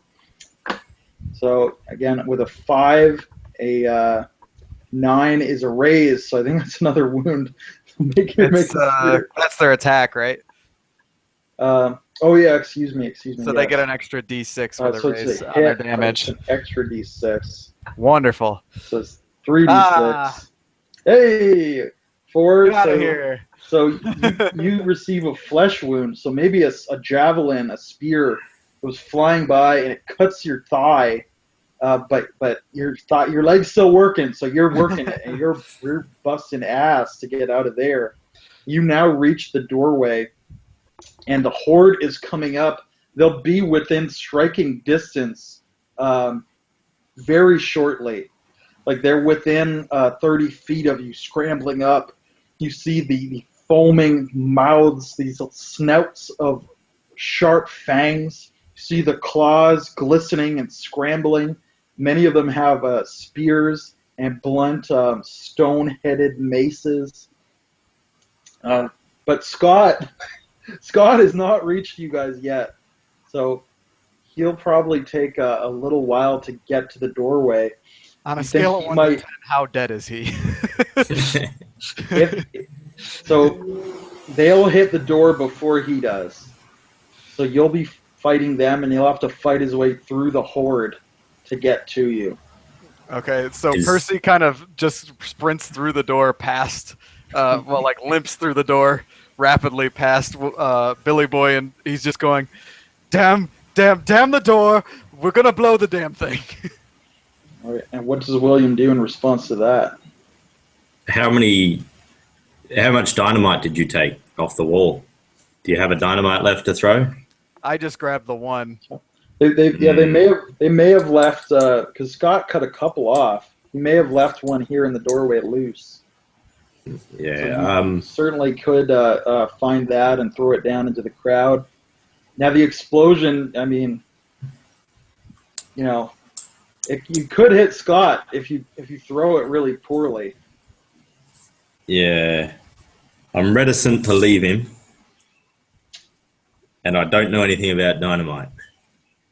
Just as a character, I just don't. Hey, it worked for me. Sure. Percy pulled it off. How hard can it be? Light one end and throw. All right. Cool. Let's go with it then. Right, make that throwing test, and again, it's a D4 -2 if you don't have throwing. I am not even going to look. I don't have throwing. Of course I don't have throwing. I seriously doubt you have throwing. Dang. That's a fail. I think you mean bang. All right. Yeah. But I blocked one ear before I threw it, so I'm probably okay. Now, I wish I had, again, that luck mechanic so Scott could make his luck test, but we I don't. think it So deviates accordingly, actually. Just roll percentile Well, there. Just roll percentile, though. That's yeah, faster. I'm going to give him a 30% chance. So if we get a 1 or a 2, he's blown up. A 2! Ow! Good Lord! All right. So as you you get it, you light it kind of fumblingly. You go and as you rear back and you start to come through, an arrow comes right next to your head, and you're kind of distracted as you're throwing it, and it goes spiraling, not directly towards Scott, but as he's scrambling through, it lands like a few meters below him, and he kind of looks down, and he looks up at you, and he thinks you did it on purpose. You can see it on his face, and then it explodes, and the rock comes up, and you see the concussion hit him from behind, and his face smashes into the rock in front of him. He goes tumbling back, and he falls backwards down the rock face. It was rolling into the horde, and the horde just descends down on him. You hear the horrible slurping, ripping sound as they're tearing him to pieces and ripping flesh off of him with their fangs. And then we'll come back to Percy. So you're running down the cave. You hear an explosion behind you. What do you do? You're coming up on the point where you see the fucking detonator box, but William's still behind you past the dynamite. What do you do? Oh boy. It's a good thing Percy doesn't hate Billy Boy. So Percy goes, Billy Boy, you got 5 seconds before the whole thing just goes. So get back here. And I'm going to hold his action until Billy Boy either makes his decision and gets out of there, or Right. the horde starts showing up. Make a I think is there a demolition skill? Make a repair test. I think repair is what would be applicable in Savage Worlds. If you don't have repair, again, it's a D4. You should actually probably get like +2 because of the advice Scott gave you. So Okay. I think the plus and minus negate each other. Okay. So it's like a D4, and of course you get your wild die if you're untrained. Yep, I am untrained, so good thing for that advice. And I don't completely foul it up, so I am able to push a plunger. Well, you've armed it, so the plunger's ready to go. And then we'll come back to Willie. So the creatures are coming up. They're almost right on top of you. What do you do? They're like 15 feet away from you, moving at high speed. Look, I know in this game there's a shocked mechanic. Just looking at a shaken mechanic, it is. Yes, sir. Like, just from a gameplay point of view, would I be fairly shocked by blowing up my mate with a bit of dynamite, or should I just? I always leave that up to my players. If you think he'd be shocked, you could do a spirit you roll. could just be shocked. Or yes, I if would you be want to shocked. make a roll, then you can certainly make a roll as well. I always leave that up to my players because I hate to infringe on their role playing. Yeah, no, I feel that would be fairly fitting. So, what was it? A spirit roll, you say? Yes, Yeah. sir.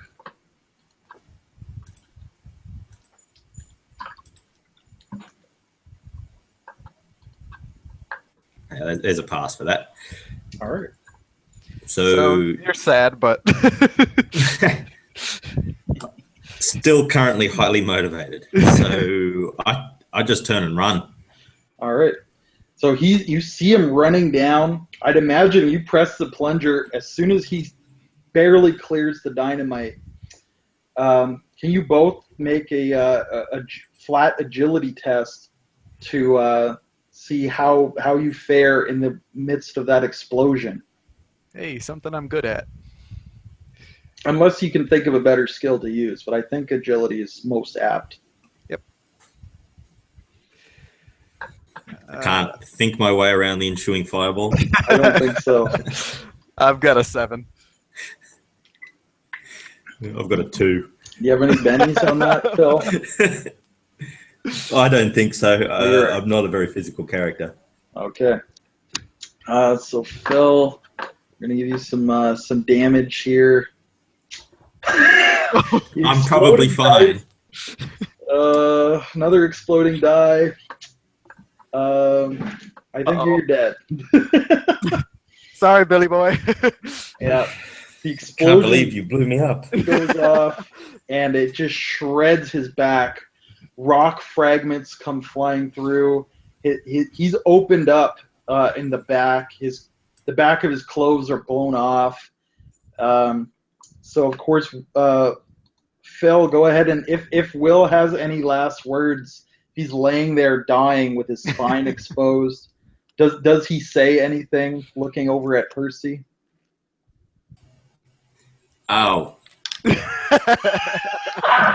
And then he just goes blank as death takes him. So Percy, you're left at the bottom of this lightless cavern. You probably still have a flashlight with you, but why don't you narrate what is the ultimate fate of Percy? What does he do with his life after this point? Okay. So he approaches Billy Boy and kind of just shakes his head and closes his eyes and looks around, makes sure he's still got his pack on him, and pulls the straps up. He knows he can't really go home anymore. It's going to be tough to explain this one to his handlers. So he makes his way up, kind of looks woefully at the golden door as he makes his way past the innermost one and back into the temple. And Percy makes his way back out, goes and grabs into the tent where they of course started this whole mess, and grabs a bottle of whiskey and goes to the camels, ties them together, hops up on his, and just starts drinking himself into a stupor as he rides off into the desert in hopes to find anywhere better than here. All right. I think that's a very fitting ending to Iram of the Pillars. So why don't you again say to our audience, who are you, where are you from, do you have any product to plug, and then we will end the official broadcast. Cool. So I'm Kyle. I played Percy Wilkinson. And I don't have any plugs right now, but good game. I'm Phil. I played William Thompson, and you should play more games. All right, and thanks to our audience, thanks to our excellent players. Until we see you all again at home, good day and good gaming.